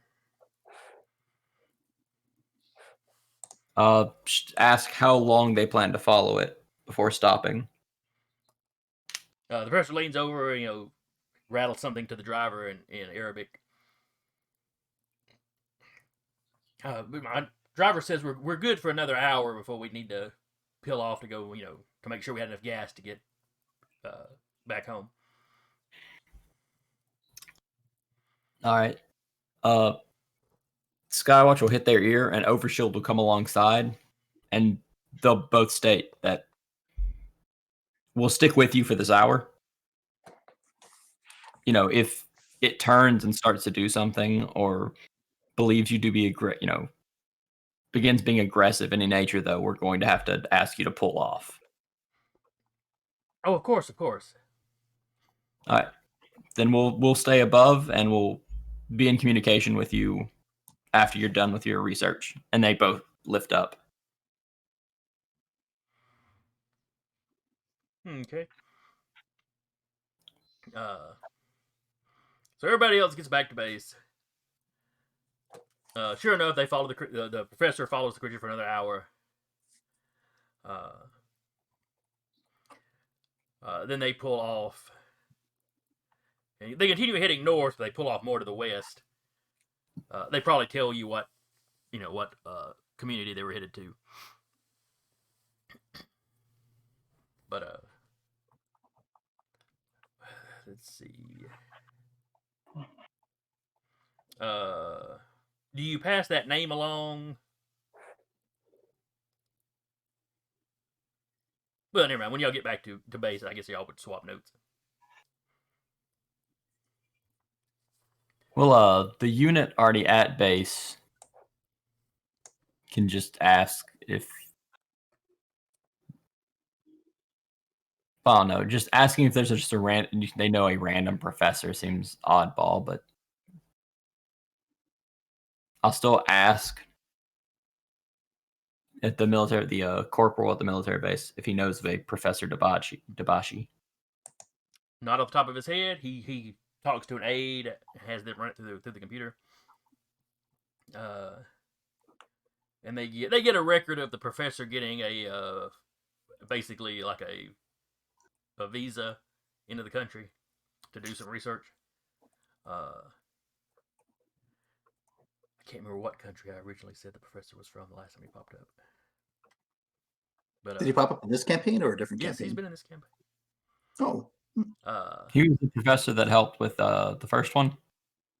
Well, none of your characters would know that. Yeah. Yeah, none of the characters know, but yeah, when he comes back, he tells you, oh, it's a professor originally from, I think maybe he was from Egypt originally. I can't remember for sure. wait, time out. Structurally, Unison might know. Because Spear was contacted about the first monster. Give me an intelligence roll.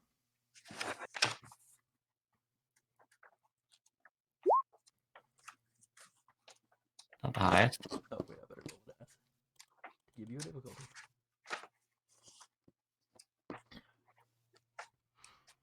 All right, then yes, at some point the name clicks with you and you realize This is the guy from the last giant monster. he was the one working at the university in Miami that figured out it was the item calling the creature. The local hero, well, they weren't local to Miami, but they were local to it happening when it happened. The hero is dealing with the creature, Frost Giant and Serpent Boy and all them. He brought it to their attention. Everybody contacted Spear. That's how Spear has the object that they're luring Leviathan around with. Yeah. So yes, this is the same professor who basically said when those weird he heard of those weird seismic readings, he came over here looking for something like this.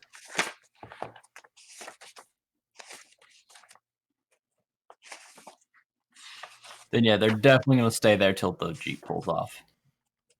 And it does. They don't do anything suicidal.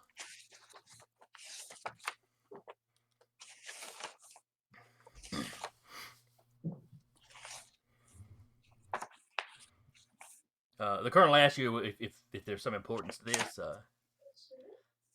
They hadn't Oh, yeah. officially, the military had not officially told people to stay away yet. They really didn't think they had to, but he said in hindsight, I should have realized somebody would be dumb enough to want to drive up to the thing.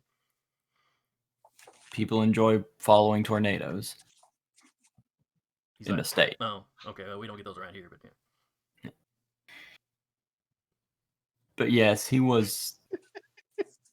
is now a man of interest for this.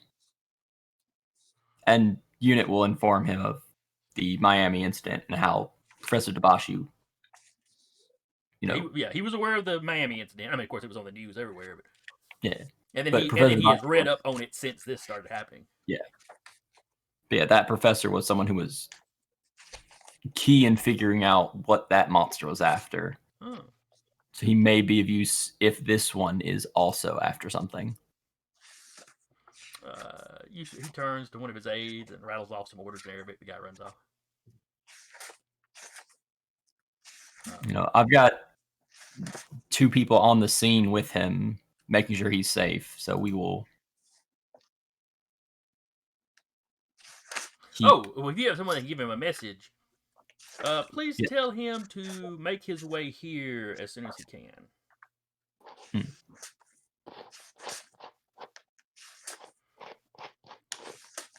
He gives like the GPS coordinates where the base camp actually is. Houston probably already had those when the ship landed. Yeah, but back with Skywatch and Overshield, yeah, they'll mention to the professor that, due to the fact that we're having to cooperate with the Saudi Arabian government right now, I had to inform the corporal, and he would like to see you upon the next availability. Oh, of course, We'll get to town, refuel, grab our things, and head that way. All right. And if you would like, of course, at any point, you can keep either me or Overshield next to you at all times if you ever feel unsafe. Because being called into a meeting with a foreign military corporal seems kind of like a potentially stressful thing. He's like, oh, I hadn't even thought about it in that way. But yeah, I mean, I'm sure, given my previous experience with this sort of thing, I'm sure he just wants to consult with me.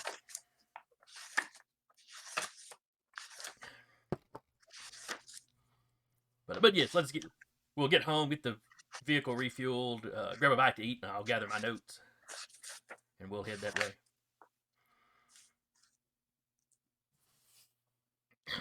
And I'll pass the information along to the corporal that he's grabbing some notes and stuff.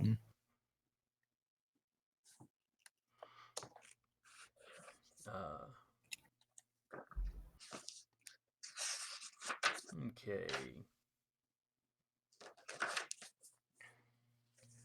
All right, so y'all can camp out for that night. Toss Up and the local engineers have finished building the gas. I guess we'll say gas bombs. It's a little big to be a grenade. Yeah. Did you decide to go with the whole putting an explosive inside it to kind of make it pop? Yeah. Like I said, nothing fiery or anything. Just concussive force to rupture the tank.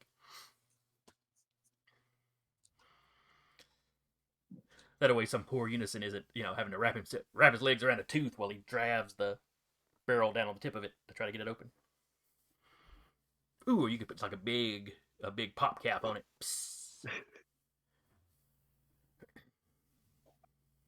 It would be kind of amusing to see Unison try and, pop it open on a tooth. But I mean, to be fair, he would probably just shoot it with his powers. I do have a blasting power. Well, that can blast things. If you want to do it the easy way. That's cheating.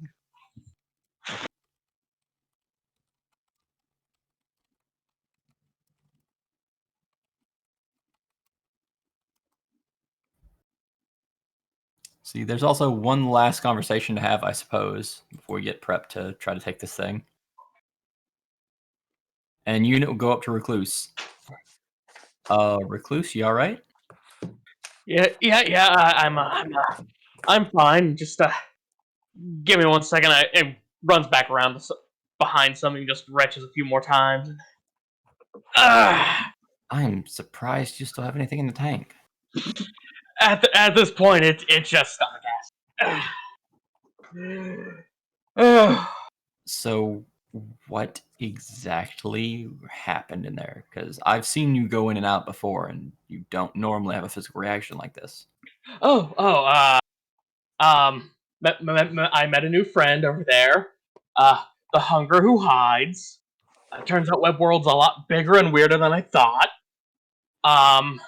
That's fair. It's an alternate dimension. Yep.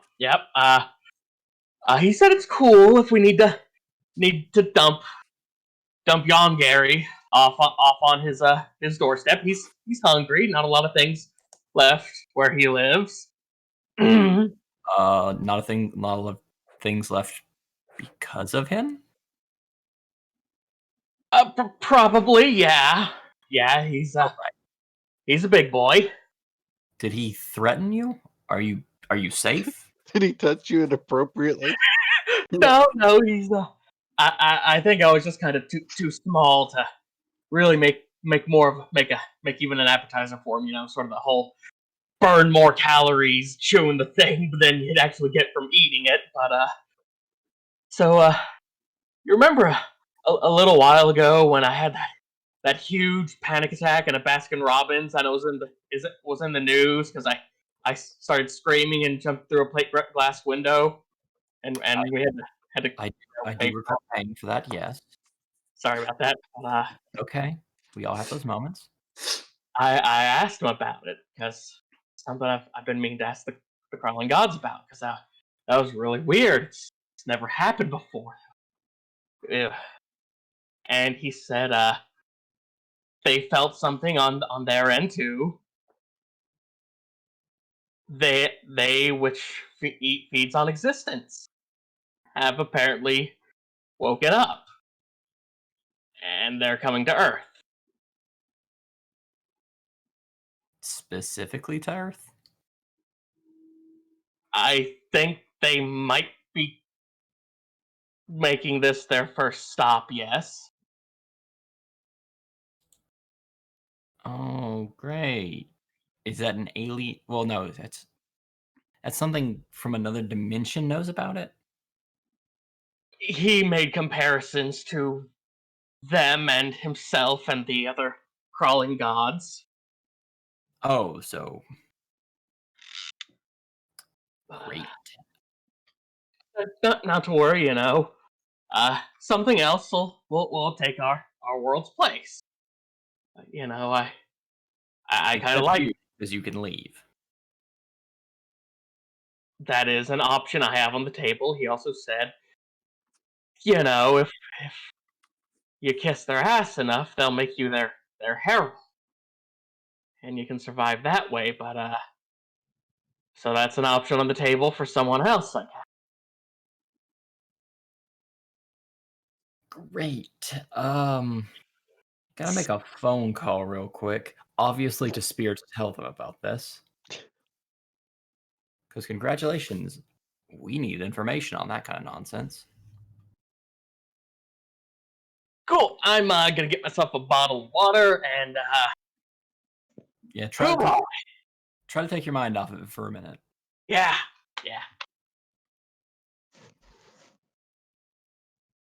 All right, so the rest of the day passes uneventfully, or the evening passes uneventfully. Y'all get some sleep. By the next morning, the professor is there.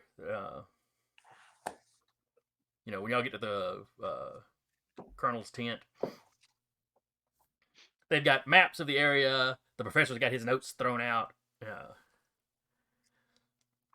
You see where he's got, a map marking where he thinks Leviathan came from. It's got Miami marked where, when an attack took place. It's got the empty quarter circled, where he was clearly thinking this was a probable location for what in his notes he refers to as Behemoth.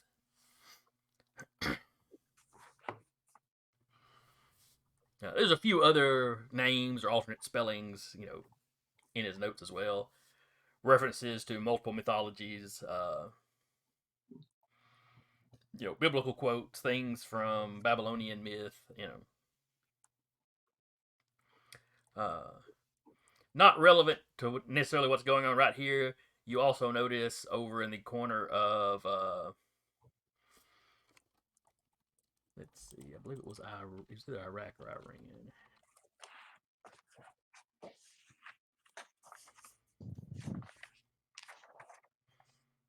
It was the mountains along the borders of Iraq and Iran. He's got something marked there too.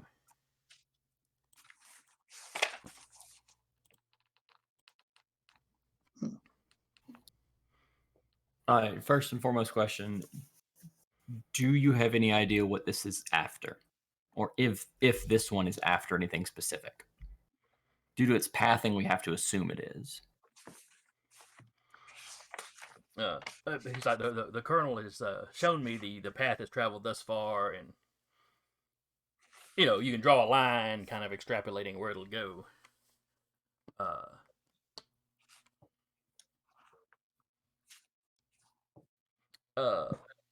Tell me, how much do you know about the biblical Armageddon? What? Like Revelations?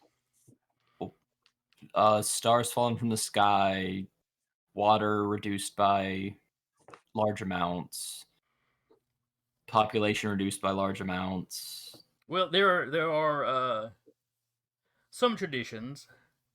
I don't think it's strictly biblical. Of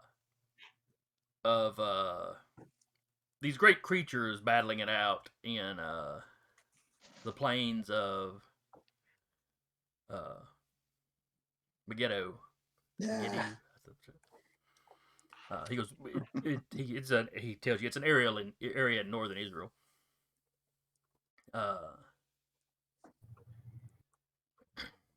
That some traditions have it that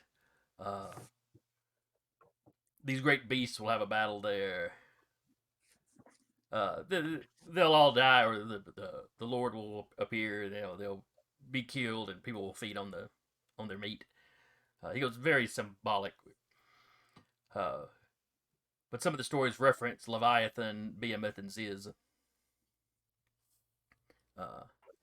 He goes, I believe the creature that attacked.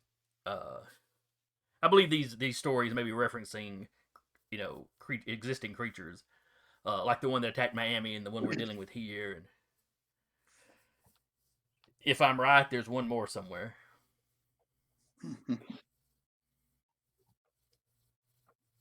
And he gestures towards that mark he's got, between Iraq and Iran.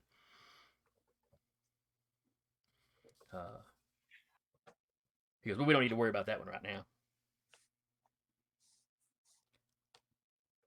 And he takes out a ruler, slaps down the map, lines it up with the line, and draws a line, to the north and west that goes all the way up, cuts through the northern part of Israel. And then he points to the spot of the line, and goes, that's the plains of Megiddo. And it's on the line? And it's on the line.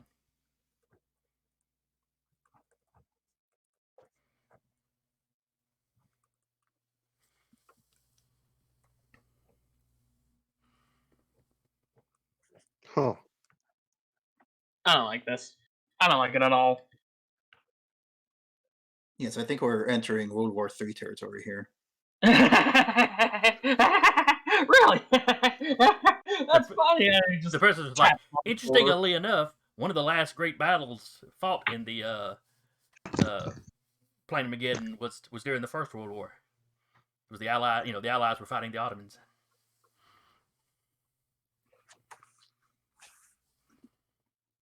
He goes, completely unrelated to what we're talking about now.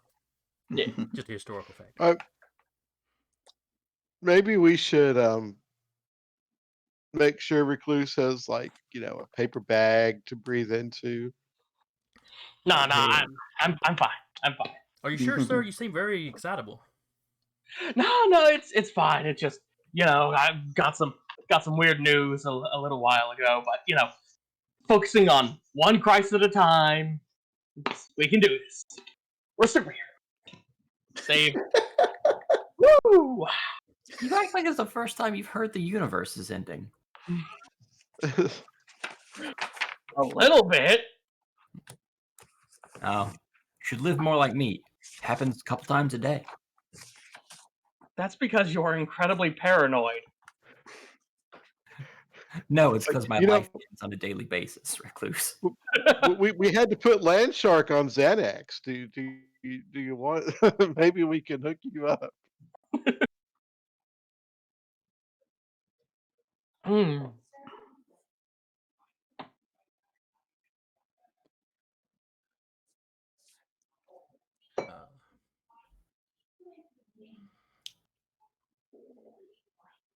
But alright, if you assumed these creatures to be as they are, the one that struck Miami was after an artifact and not after the Planesmageddon, though.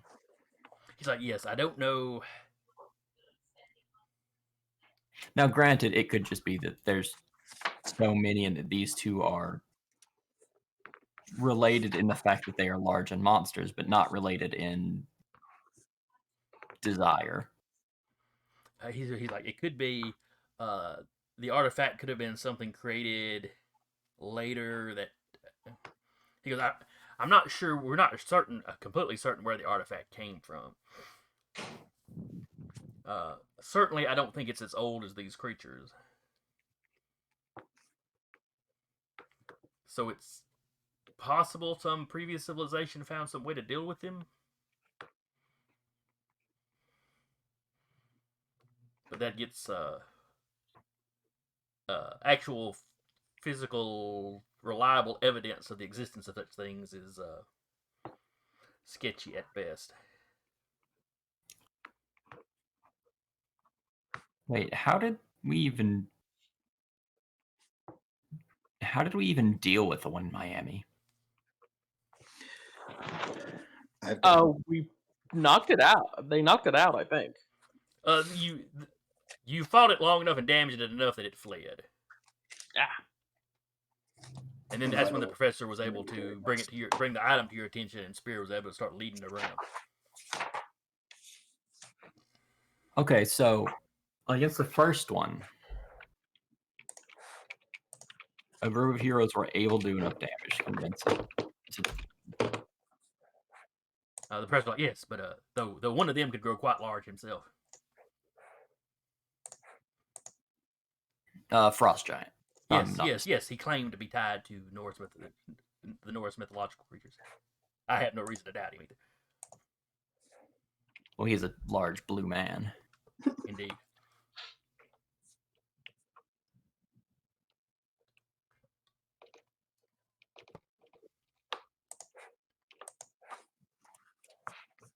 But if they can muster up the physicality to handle one of those, I'd have to assume Recluse can do enough damage to it to knock it back too. I mean, maybe. Recluse, you can punch mountains in half. I'm pretty confident in you. I don't think I'm that strong. Like, give me a while. I could probably work through one. But I literally classify you as a potential world breaker. If I left you alone enough, you could crack a planet in half. Because you could That's just probably keep a bit punching downwards. If you lived forever, you could just keep punching downwards without it being ridiculous and crack the crust. But why would I do that? Oh. Who do we lose? Mike. Oh, Curtis. Power Blink. Yeah, we had lost Curtis. I'm still here. Yeah, we had lost Curtis Yeah, on Zoom a second ago. Yeah, his image froze up. He probably just noticed that He probably had to reboot or something. on his way back.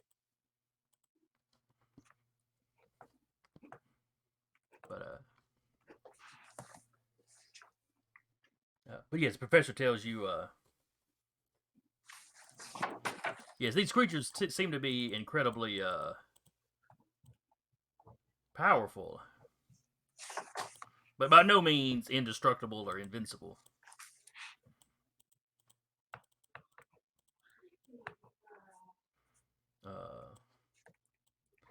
He's like, the last I had heard, Spear was being quite successful in keeping Leviathan sort of contained.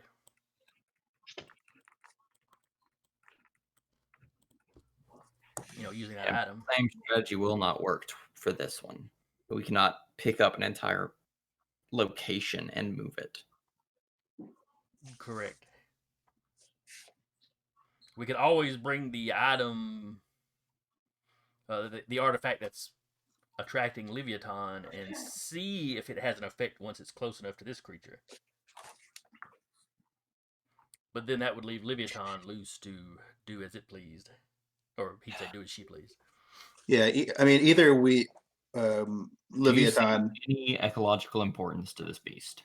Do you believe it has done anything while resting or napping to a landscape that bears any importance to the continued sustainability of Earth?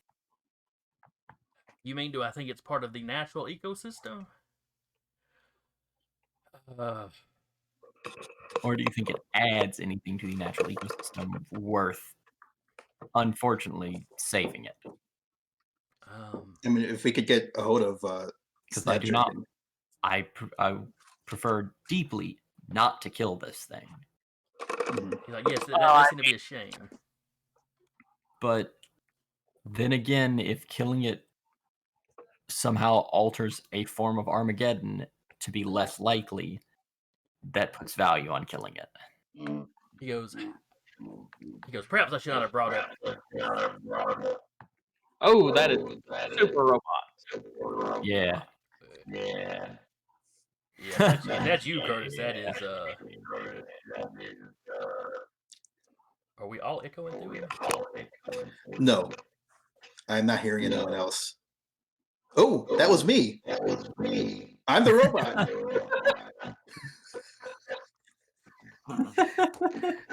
Maybe it's time for me to jack out and jack back in. Well, the trick is, I hear you normally. Okay. And then Curtis's light will come on, and I'm hearing the robot echo through that. So I might be echoing through Curtis's channel, and that's where the distortion comes We from. may have all been doing that.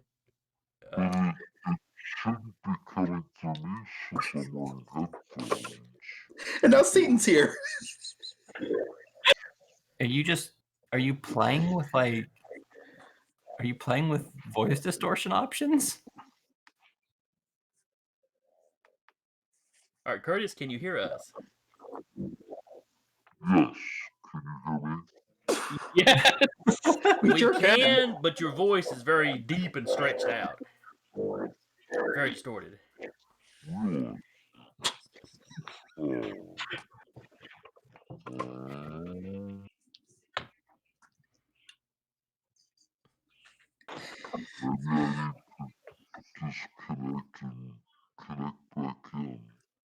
Alrighty.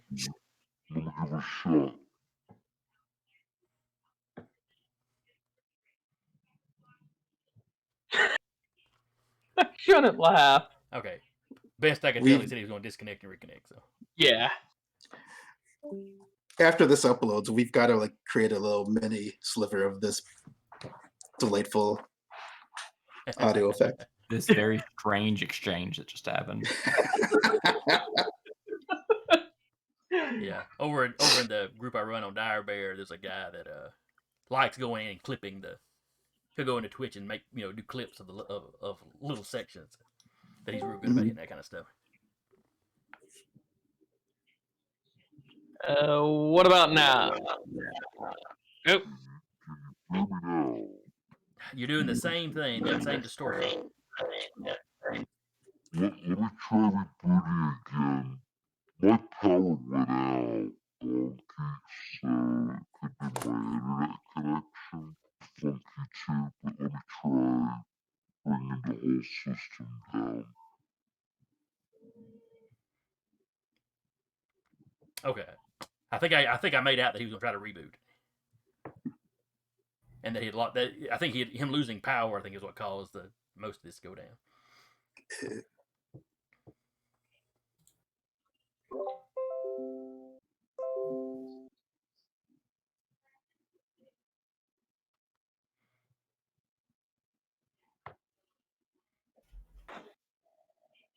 Well, this has been a fun distraction.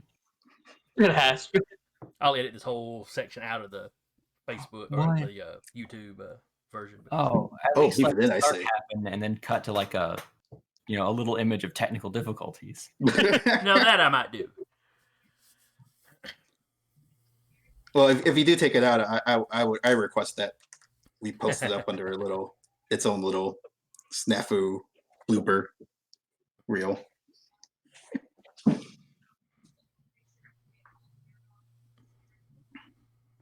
So until we get Curtis back, and we should fill him in because Independence Ray would like to raise a very delicate matter with the rest of the team. In that, do we want to inform who else are we going to inform that this is potentially a revelation scale event? Because that is a political, religious powder keg. Well- Has Professor Dabashi raised this theory with anyone else? Only the men he's working with. Okay. I mean, we might get in touch with the that magic guy, the Crucible, Crusader. The Crucible. Yeah, him. I mean, we probably need to call him anyway, but I'll explain about that later, y'all. The Colonel was looking pretty disturbed when I started talking about Revelations type stuff. Oh, the Colonel's here. Oh, right. Oh, okay. Okay, maybe I don't pose that question then. With I was about to say whatever. Do we want to make? I was about to propose whether we should keep this for now secret from the the local authorities, but the local authorities are here, so We are technically we are the local authorities. Oh, okay, yeah, but the Or cat's we out of the bag, as it were. If our Colonel's here. Oh, wait, did I hear Curtis? Do I sound any better? Yes, Much yes, better. you sound normal now. You Excellent. once more sound human. Well, Yes, phew, welcome my from the other side. disguise is once again in place.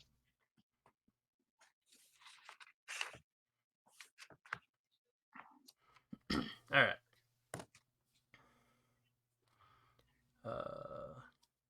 You want to try getting back on Zoom or? Yeah, let me get that fired up.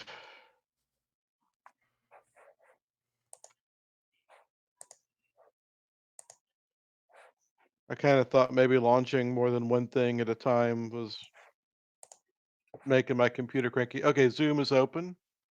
All right. Join. Join with video.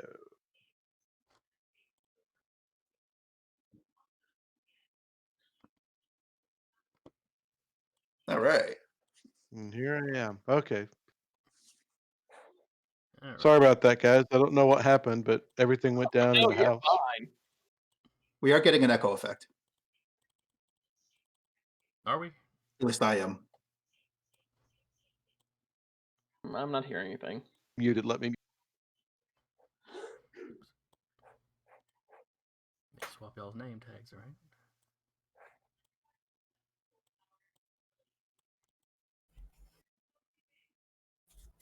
All right, there we go. We should be good to go now. All right.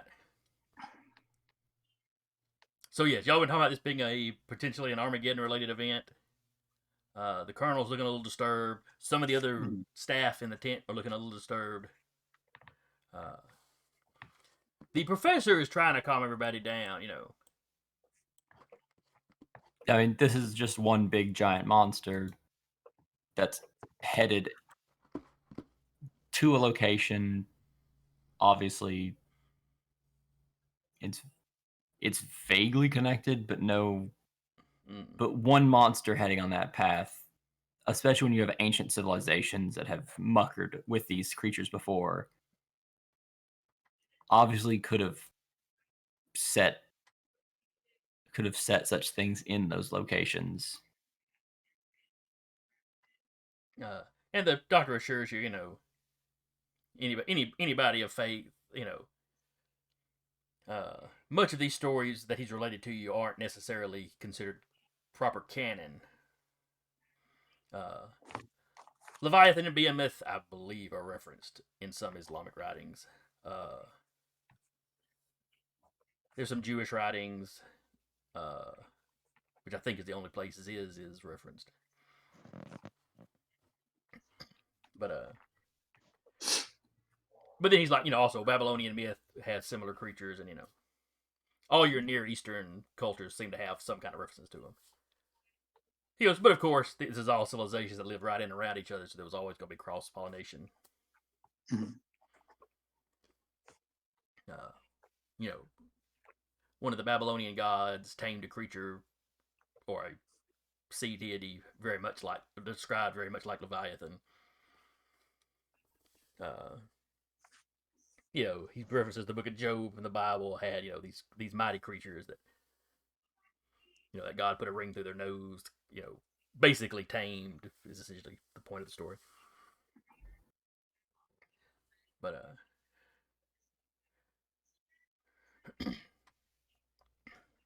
anyway, he's like, as far as y'all had mentioned an item, he describes that item in Miami, but they don't know for certain where it came from. It had been attributed to a pre-Bronze Age collapse culture. But he's like, it may have just been something old that culture had found.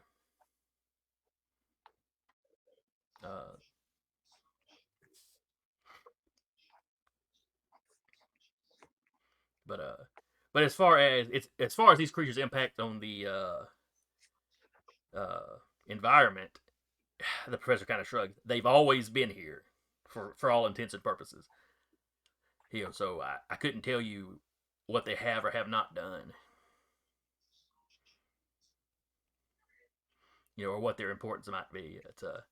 It's hard to imagine one creature,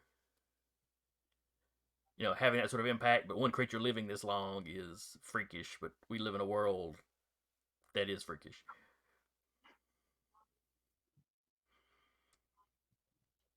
And then it's like it dawns on me kind of how he put that, and he tries very hard not to look at Recluse. It's like he said something and realized, oh, that could be taken the wrong way.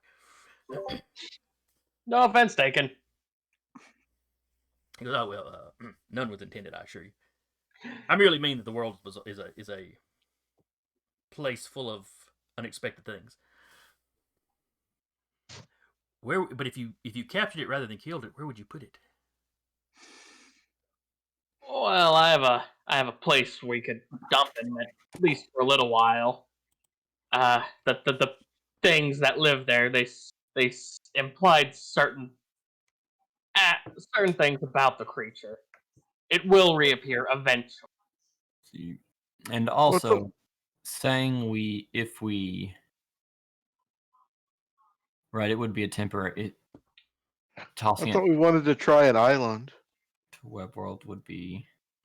That was an idea that was thrown out. Yes.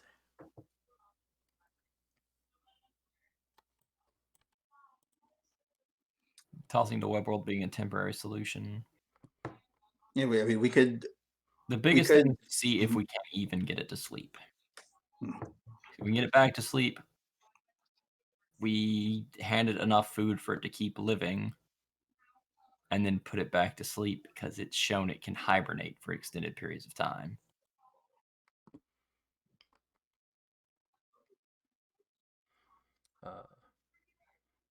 The colonel's like, if we're certain that it couldn't swim away, he could have some people start looking around to see if there's any uninhabited islands in the area. Well, there's no way to be completely certain about that, just because this is a one-of-a-kind creature. You hope. It is currently a one-of-a-kind creature.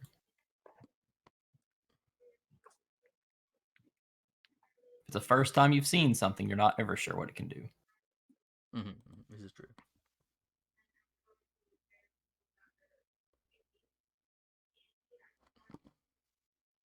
The first time you see a roly-poly, do you know it will roll up into a ball when you touch it? I'm not No. sure the colonel will have a clue what a roly-poly is. But he's like, that's fair enough. The first One time of you his see aides has been typing on the computer. you know that it rolls its own dung.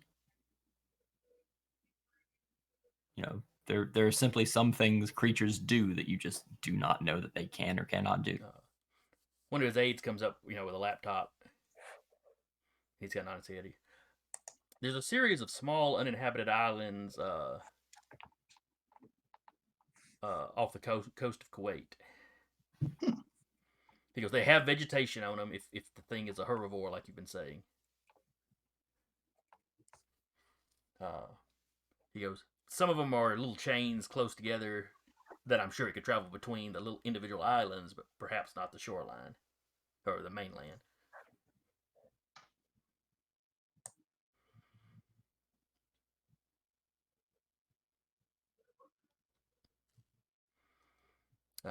Do we want to try knocking it out? And he goes, I either you through Spear, or I could see if my government could get in contact with Kuwait for permission. That seems more humane. He goes, I'm sure the Kuwaitis would want it as a temporary fix.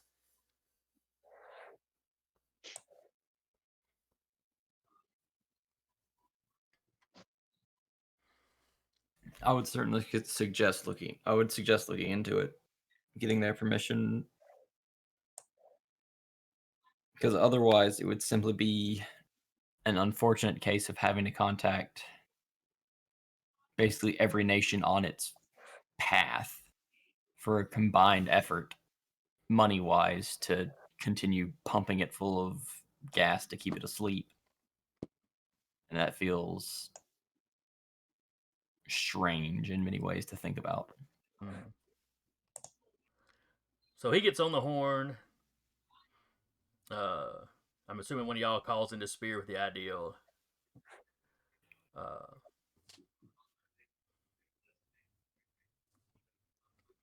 But oddly enough, within just a few hours, you have gotten permission from the Kuwait government.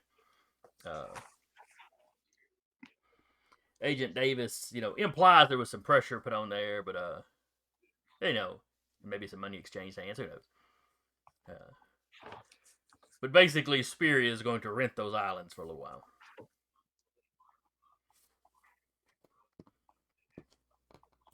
And they're small. The main one, Miskin. It's in the Persian Gulf. It's like 750 square meters. 800 meters wide. Though from the picture I saw, like I said, there's other small islands around it, but that it might be able to travel between. But there's vegetation in the middle. It would have something to eat. And they could see if that would keep it contained, assuming that the gas works.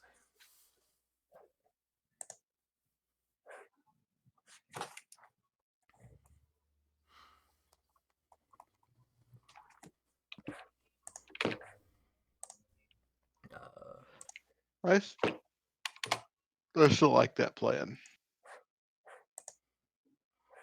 Okay. The creature's quite large, but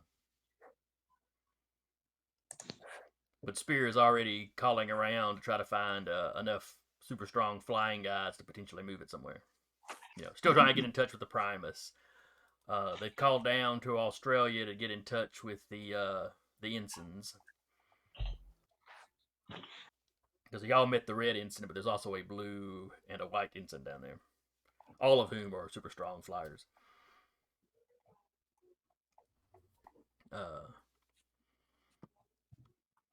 And the EU's got a few. They could potentially put together a team to haul this guy somewhere. Though truthfully, it wouldn't take that many, given what a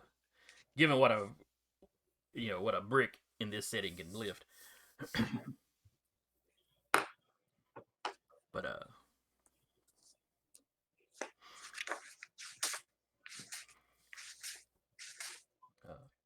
so y'all have that plan roughly put together.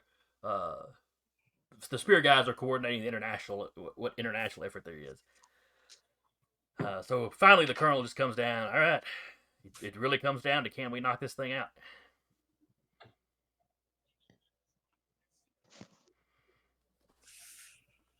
And under his breath, he was Let's going to be do kind it. of embarrassing if we can at this point.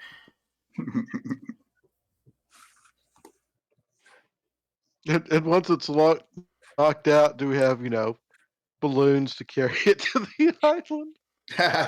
Just Well, like do I it said, outside. Spear is calling around to try to find somebody strong enough to haul it off.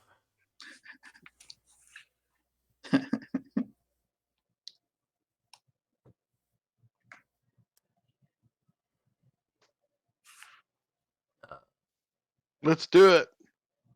Yep. All right. Let's do it. 2 weeks from now. What do you mean? It What is do you mean? almost 4 I mean, o'clock. We've got 5 12. minutes.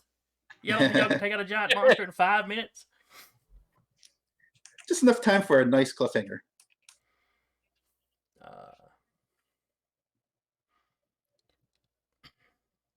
Bum, bum, bum. Unison also gets on the phone with is it Davis? Yes. Hey, yeah. Also, just a heads up. There's something called Those That Feed on Existence that's headed our way from, I think, space.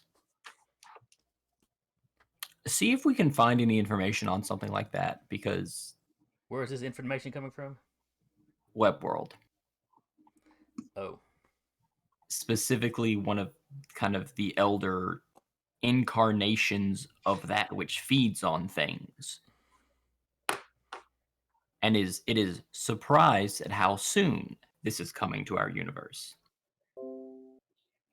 Huh. Has this got anything to do with the panic attack? Couldn't think of it. Davis would have had the panic attack too. In fact, Unison would have had the panic attack to some degree. And everybody in his community, if you know what I mean. Oh, that's joyful. But then, yes, we'll reference to the panic attack as the core reason of why it happened to Recluse.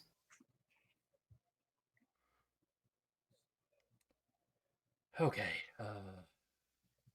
I'm taking notes. I'll get the guys researching it. It freaks me out, but I still wish we could get a mystic department up off the ground. But those people just don't trust the government. I can't imagine why. There haven't been any witch burnings in the U.S. since the U.S. government started. I'm pretty sure. That we'll tell you about. Not government sanctioned ones, I don't think. Right. At least not government sanctioned.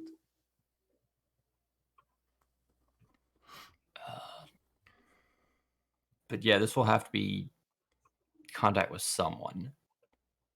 But also, there was a statement about them having harbingers. So we probably still have some time until one of those shows up.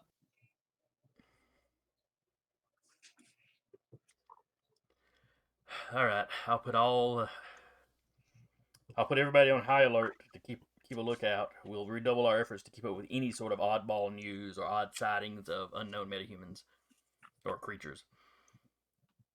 Yeah, we have no idea what this harbinger would look like, or even if it could say words. We're just too many unknowns. But getting this kind of information from a being that exists outside of our universe is something that has to be taken fairly seriously, because it gains nothing by lying. Fair enough. Maybe a good chuckle. Ha! Look how I panicked the little man things. Actually, that's exactly the sort of thing a trickster god would do. So it really just comes down to, whether or not the hunger that hides is a trickster god or not.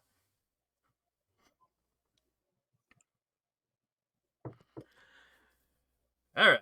So y'all gather your things. Using your recipe, toss up the engineer corps has managed to crank out a couple extra of these gas bombs. Excellent. They're like, hitting it with multiple ones won't make the concoction any stronger because the way it dissipates. He goes, but they're like, but this is the way we've got multiple shots if we have to take it. Yeah, like if we drop one by accident. Could happen.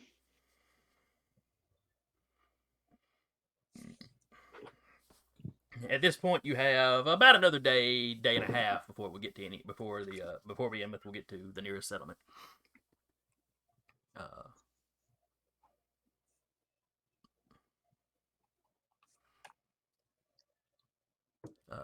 As y'all are approaching, well, how are y'all going to try to approach the thing? I believe we were going to take camels just to make it a nice, quiet approach. Okay. And the military has gotten your camels, your requested camels on hand. Yeah. Along with a couple of the locals that actually own them, taking care of them and, explaining, giving y'all kind of lessons on how to ride them. A couple of them will ride out with you. Very brave.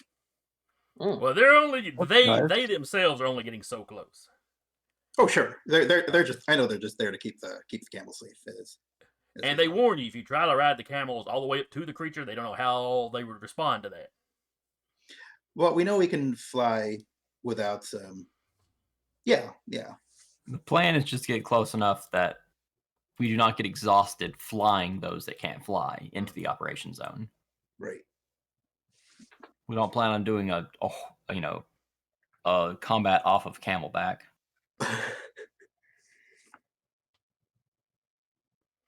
Come on, man. Camel cavalry. It's awesome.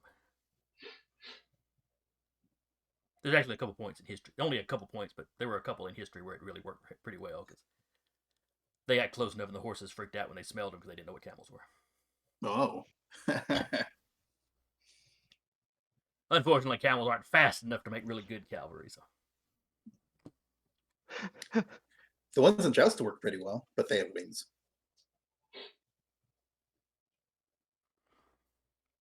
But so yes, y'all are on Camelback. Recluse's camel doesn't know quite what to make of him. Same to you, buddy.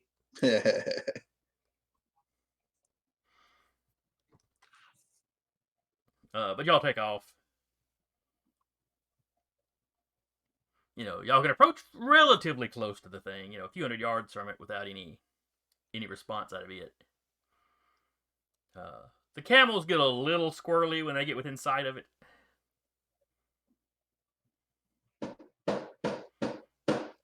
But with the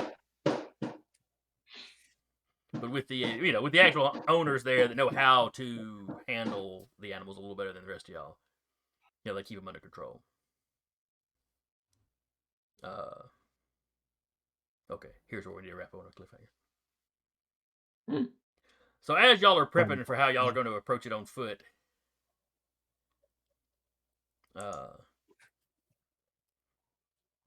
you hear a helicopter approaching from kind of the other side of the creature from where y'all are at. So the noise it's making walking and the dust is throwing up and just it being kind of in the way, you don't really see it until the helicopter is almost up on the creature.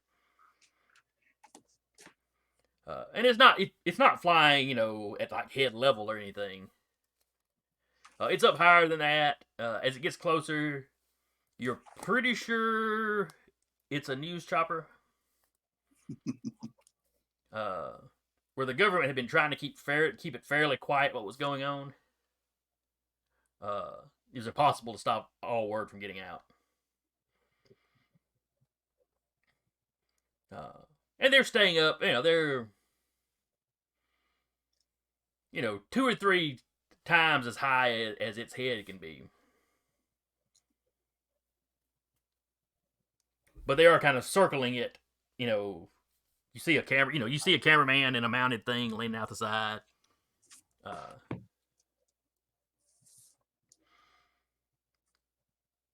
the noise and the chopper flying around is clearly agitating the creature. And you see it kind of rear back on its hind legs slightly. Its throat expands out a little bit. And you hear like this great rushing sound.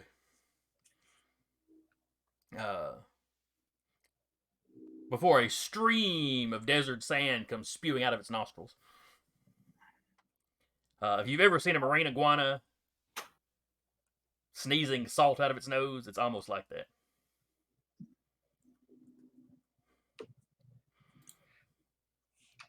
The chopper tries to swoop to the side.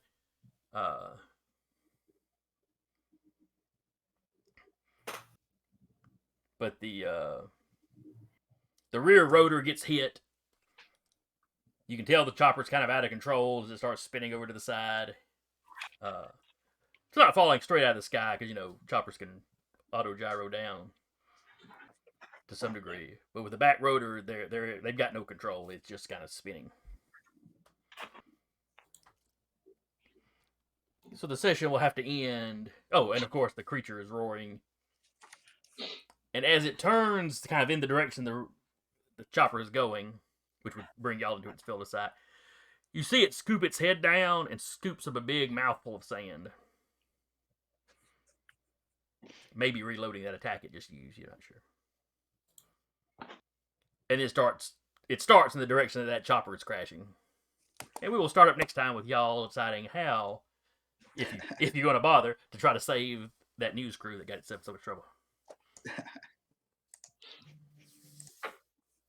It should I'm dating myself, but I'll say it should turn and roar at the camera like Grumpy at the intro to Land of the Lost. That could be a really dark show too.